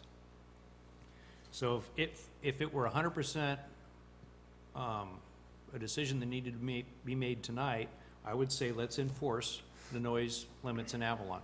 That includes having the law enforcement agency cite those for other codes that are on the books for, I saw you walk in the room, so I figured I'd throw you under the bus just because you're here. The ghetto blasters that are playing in the golf cart that we cracked down on for a while a few years back, if you remember, Ralph, and then some of those things kind of fall through the cracks, and get the ball rolling. We all know that there are a handful of golf carts in this town that are going to continue to roll across the streets of our pavement until we do something.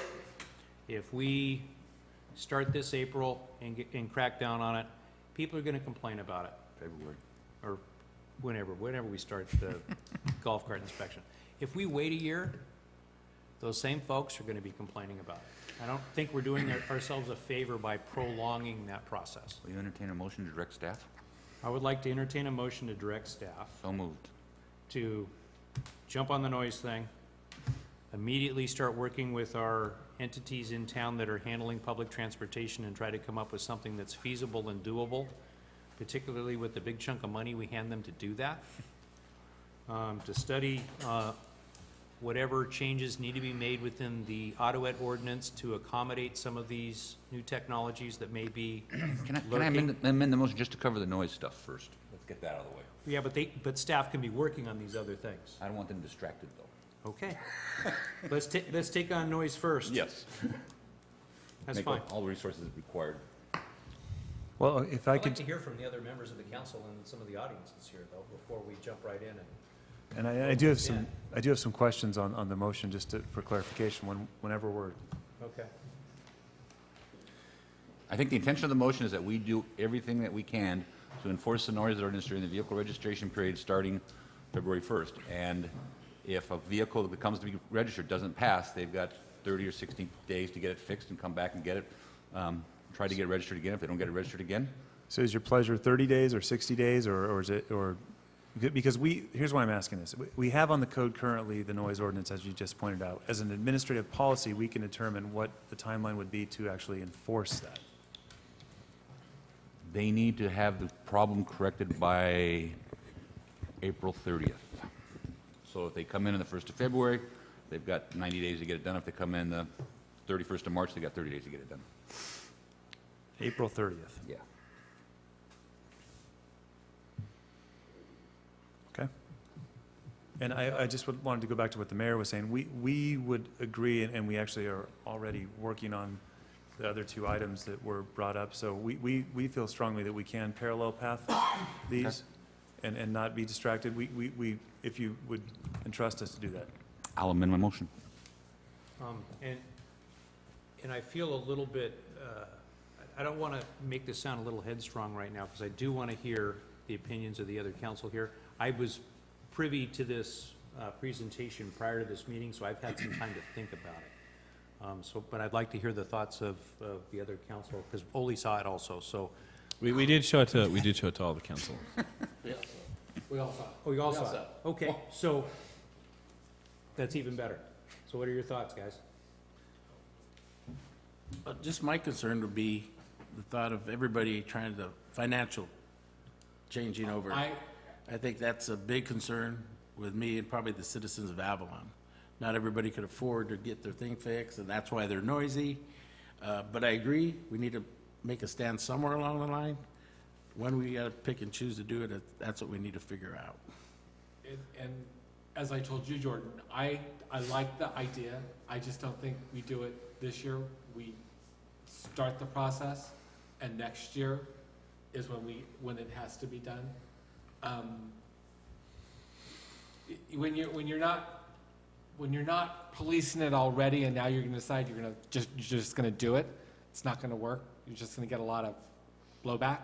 I think if we prepare it for people to know that in a year from 2014 that it's going to be the policy and that's the way it's going to be, then they can prepare for it. I just don't see implementing it right now.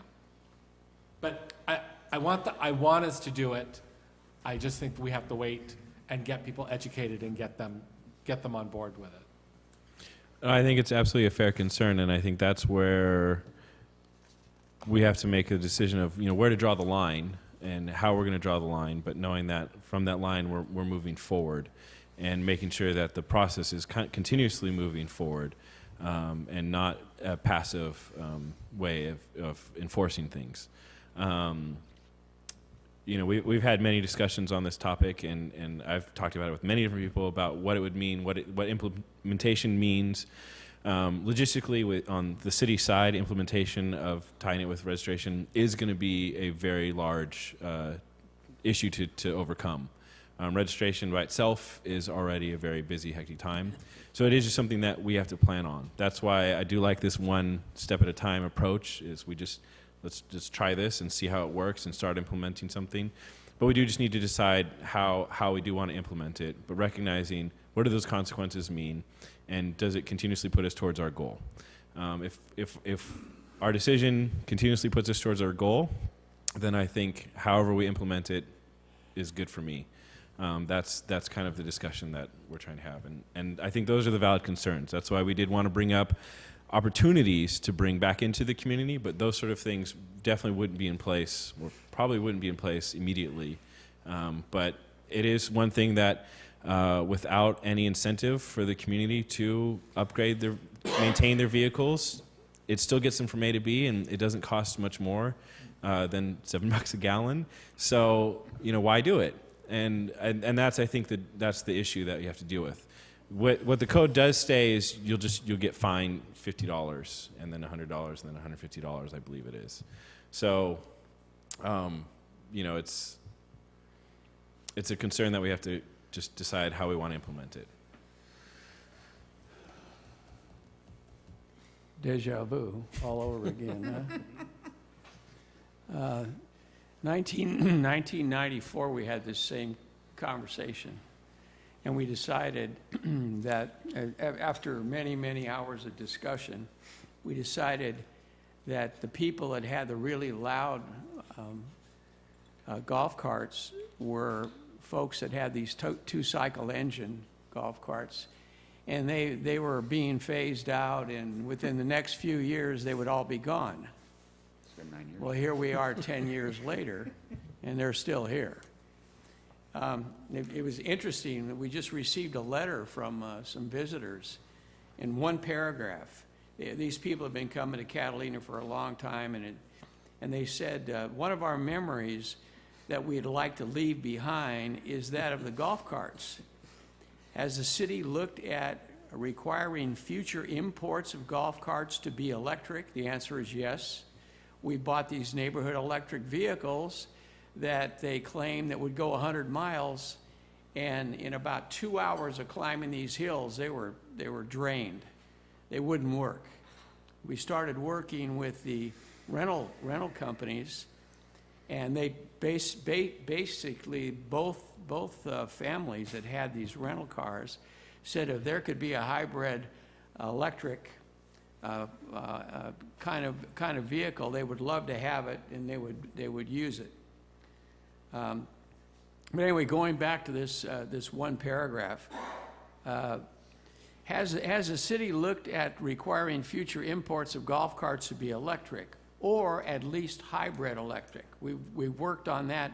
We've got two people that are going to be coming to meet with the city that have been working on trying to put together a hydrogen golf cart for Avalon for I don't know how many years. And it's just funding. In my investigation of the hydrogen golf carts, I've driven a few of them that have already been built. But we just haven't had anything over here yet. And this might be an opportunity to start it again. Hydrogen is not what most people think. Everybody saw the great big blimp, the Hindenburg, and how it just, caught on fire, and everybody said, oh my God, that's hydrogen.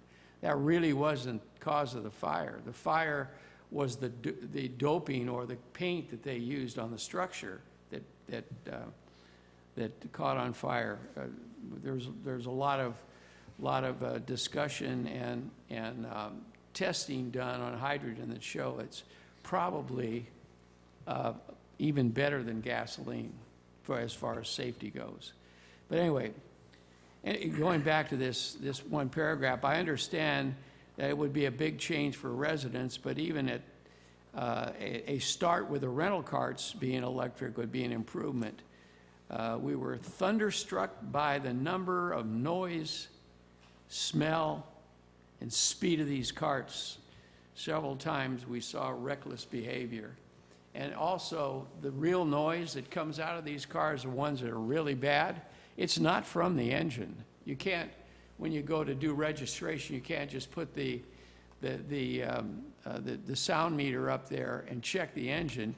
You got to drive down the street about 30 miles an hour, and that's where the noise comes from the differential, people not putting oil in the rear end and whatever. So we've been involved in this for a long time. The city council at the time decided that we just let it go its way, and they will be, John Regalado was up here at the time, and he's the one that does the golf carts. And we just decided that the 2 cycles would all go away and it'll be all fine within 5 years. And not true. So here we are, one more time, and I'm working with Jordan and the guys that have been, there's already been agreements with the 2 car rental places that if we come up with a hybrid a vehicle that can run all day long in Avalon, up around those hills and everything, they would go for it, and everybody else that I've talked to would do it too. The electric vehicles, the technology is getting closer. But I bought a Bombardier that was a neighborhood electric vehicle, and so did a bunch of other people. And we wanted to get it approved to go in the interior. And we took it. Dave Gardner and I got in the car with a fresh charge, and we drove to the airport. By the time we got to the airport, it was just barely moving. And that was supposed to go for 100 miles. And the last time I checked, it was 10 miles to the airport. So when you go up the hills, all those numbers that they give you are just fallacies. So a hybrid is a way to go. I've investigated this a number of times over the years. And there are vehicles out there that do have hybrids that use hydrogen, and in these canisters, you got these small little canisters that are about yay by yay. They have a manifold across the back, and they would be renting these motorcycles, 4-wheel motorcycles that we have here on the island. This one company over on the East Coast, and they would rent it out. People would go around and have fun and come back, and they would just unscrew the bottles and put new ones on and let them go again. And that's what the car rental people want to do. I think Ralph, you're absolutely right. What's really exciting is there's a myriad of opportunities, and we just started having to look at them. And one thing that I do want to clarify is, in talking about this, taking one step at a time doesn't necessarily mean just only focusing on one thing at a time. There are many different things in parallel and in tandem that we can kind of be working on, because there is going to be no one solution for all of this. There's going to have to be many things that we're going to layer together, but kind of taking them that first step at a time. You could have a whole bunch of them, but taking them kind of that first step at a time. Other opportunities are with LP gas. We have already an opportunity to bring that into the community, written in with Avalon Environmental, and exploring these options that we have, little chunks at a time to carve out niches. And a concern to deal with the noise ordinance specifically, though, is we only have so many shops in town that can work on the vehicles. And I have not talked to them. I've talked to them about what it would take to improve the vehicle meet noise ordinance, but I have not discussed with them the quantity in which they can handle at over a certain period of time. That would be something to consider, because if you can't even get an appointment for 6 months due to the increased volume, we don't have the option of just going to another part of town or another town to get the vehicles worked on. That is something that we need to consider for this noise ordinance issue we're discussing right now. I've been up here for just about 2 years, and we've been talking about noisy golf carts for the past 2 years. Ralph brings up, they talked about it in '94. This is nothing new. People have ignored the fact that they know their golf cart's noisy. They've ignored the opportunities to go in and get it fixed. I think this is the opportunity we can try to get some of the noisy golf carts off the street. If you can't pass, you don't get it registered, you just don't drive it. Sorry. There's not very many places in this town that you need to have a golf cart, especially for a lot of the flats and stuff like that. And it's just, people have been taking advantage of the situation. The ordinance has been on the book for 20 plus years. I think we just need to bite the bullet and enforce our existing ordinances for the betterment of all the people who live in Avalon, not just for those people that want to drive around in noisy golf carts. Sorry. And I agree with Billy. Michael's point is very prudent, so is Richard's. One of the solutions here where we can probably meet halfway is, let's do the inspection, and I'll modify my motion if I can get the nod out of you guys, because I think this really kind of needs to be, one voice talking to the community where we unanimously decide that this is the best for the citizens of Avalon. It wouldn't hurt us to start the inspection process immediately and extend the repair window opportunity at least to the time frame when citizens in this town typically have discretionary spending abilities. Okay, so instead of it being a mandatory 60-day fix-it, let's give them a 6-month window. It's also gonna give us kind of a feedback on, I've got a stinking suspicion that most of the vehicles in town are gonna pass this inspection. My experience in driving through town is there is a handful that are incredibly loud. And it's no secret to that owner that it's incredibly loud, because I'm certain that they can't carry on a conversation while they drive through town. But the reality is those that are really gonna be burdened by this is gonna be a very small handful. So let's give them a bigger window of opportunity to fix it, which then gives staff some more time to come up with some possible alternatives to other vehicles. Okay. And I'll amend my second. This also applies to all vehicles in Avalon, so there are also some cars that will fail. Right. Yeah, the code calls out the different vehicle types. Motorcycles even are called out in the ordinance, so they all do apply. Even though motorcycles don't have to get registered with the city, they could be ticketed. And if I could just add that it was our intention to have a course, if you will, where we would be measuring the noise so that it wouldn't just be at idle. Yeah. Well, the ordinance lays it out. Well, we'd want the engine to accelerate and Sure. to progress so that we could, we don't want to be fooled by any, yeah.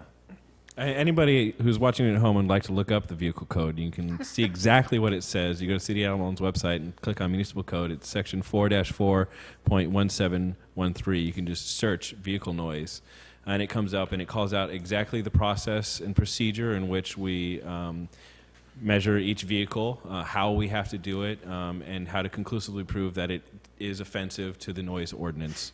And then the repercussions for that are all kind of called out. So it's not to be a surprise for anyone of how it's done, why it's done this way. So that's kind of the situation we're looking at. I think the hardest part with this conversation is noise ordinance or traffic in general. Nobody's disagreeing. I think everybody's agreeing, and everybody always says, yeah, absolutely, but how, why, and what's it going to take? And what hardships is it going to impose upon us? And as we get further down the line, there are going to be some more imposing things that we'll have to take on to improve it, because working within our current design, making changes in that design are going to be more difficult. But when we start breaking that design and coming up with a better picture, it's going to become easier and easier to implement these things. I think this first step is I think it is a big step, even though it seems kind of small, enforcing one that we already have on the books. But I think it's a really important first step in kind of moving down this path. And it does open up a lot of other opportunities to bring in better alternatives for our community. So it is kind of coming up with a balance of how to take care of the community, because we're trying to take care of the community, but not to continue to let it be a passive activity. So I will modify my motion. You already did. No, I'm gonna explain it a little bit better than I did last time. And then we'll take public comment. Right. I want to modify my motion to immediately address the noise through an inspection process starting this vehicle registration period, and to issue fix-it tickets that are allowable to be in the 6-month window of opportunity to address those noise issues.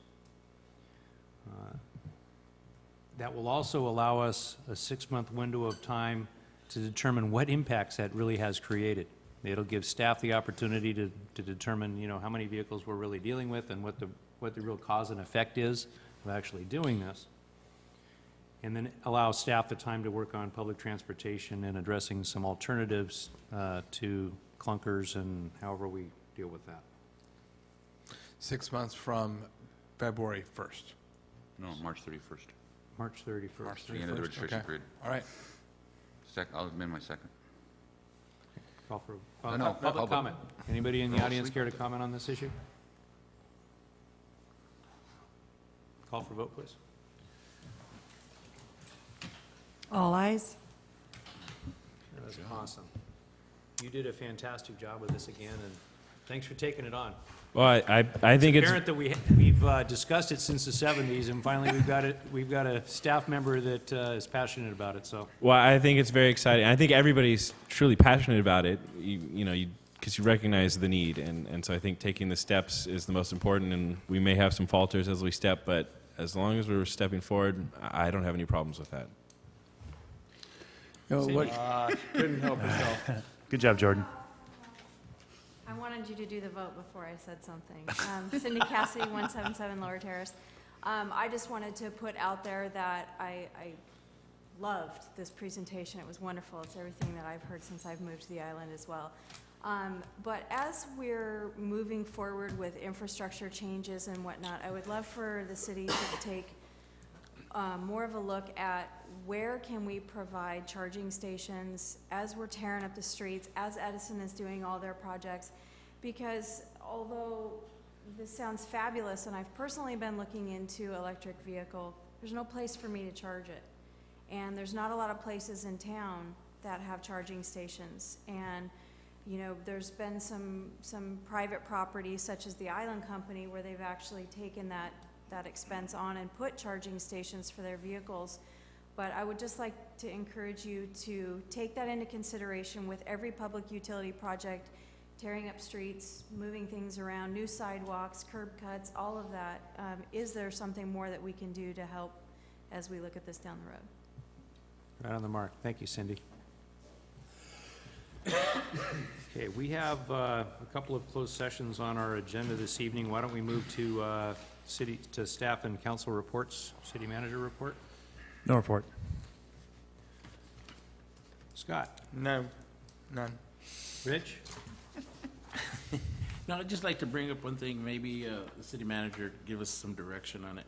I noticed in Long Beach, they don't have any of that plastic bags in their city anymore. Ah. And I know in the city of Avalon, there's a lot of plastic bags in the city of Avalon. And I don't know what we need to do to get in that direction to help Sure. steer us in the right direction to help get rid of them, or what I would kind of love to come ordinances we back need with to a sorry to cut you off, Rich. I would love to come back with some type of suggestion in that arena. Because we do have some people in town who Yes. are looking at coming in front of us to do a plastic bag ban. So. Right, and we did have this discussion at the chamber board meeting, I believe, 2 months ago. You're right, I've got some experience from the city of Long Beach in this arena.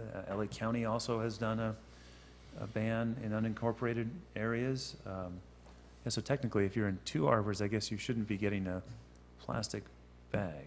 City of LA ban goes into effect January 1st. Whoever's under the volume.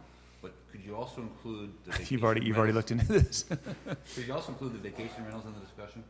Sure. Because they are controlling 300 units that people come here and aren't aware of all of our idiosyncrasies. What, yeah, absolutely. What's our timeline?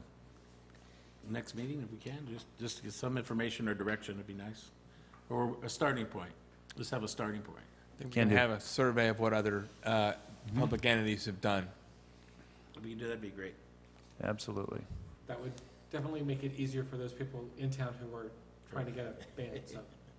Some of us already don't use the bags. Okay. Santa Monica charges you 10 cents a bag. Everybody does. Yeah.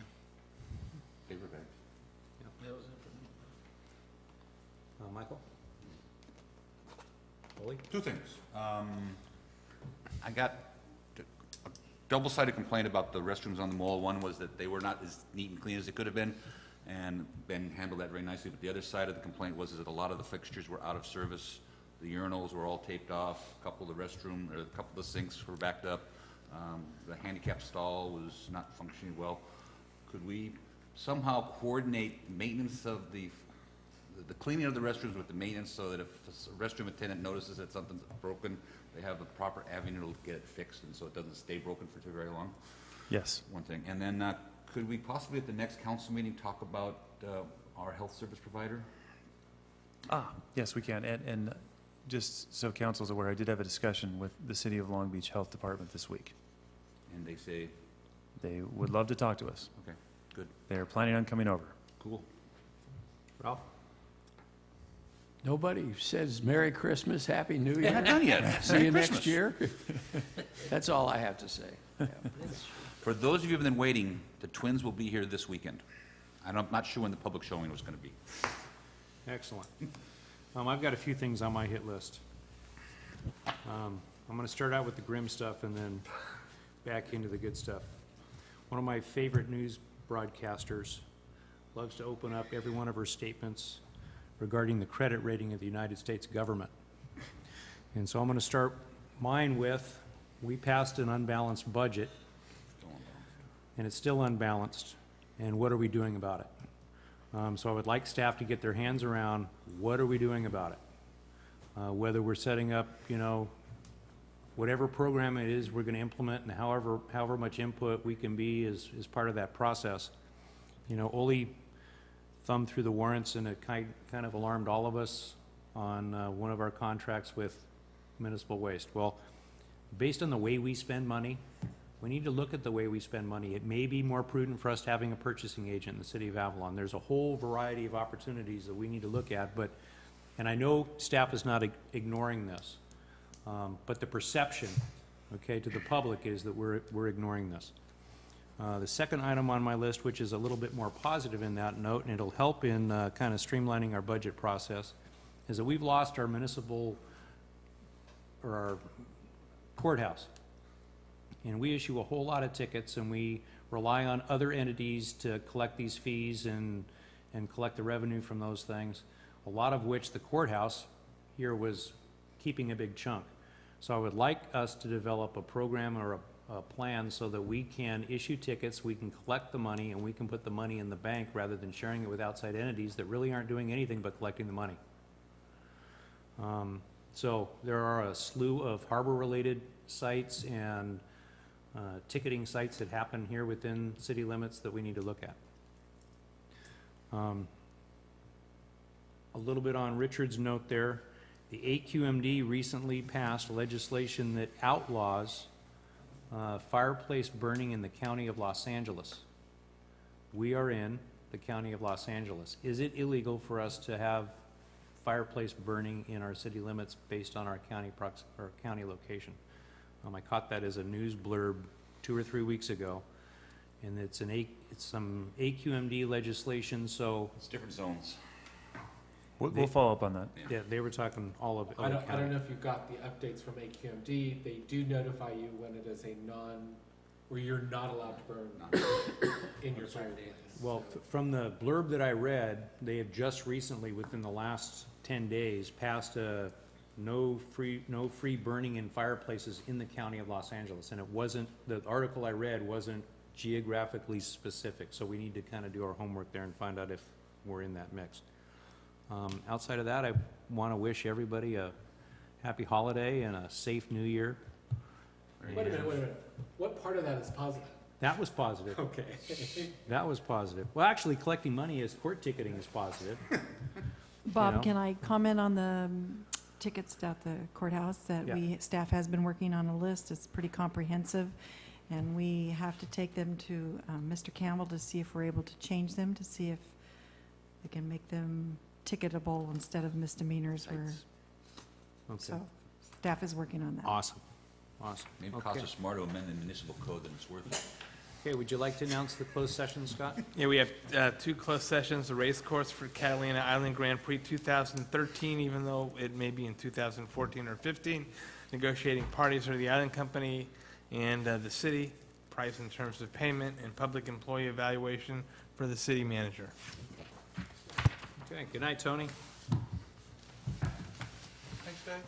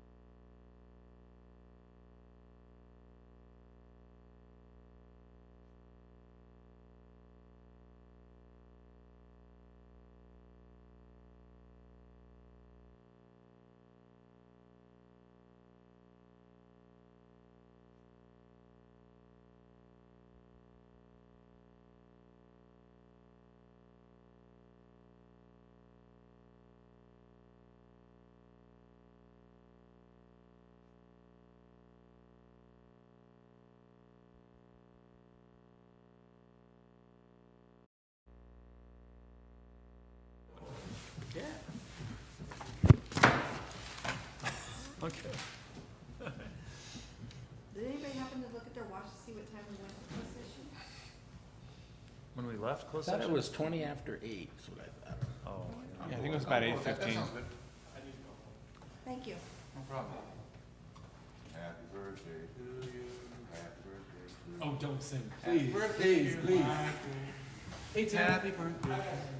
Hi, Tiff, good night. Uh-huh. Hey, Tim. Jordan who?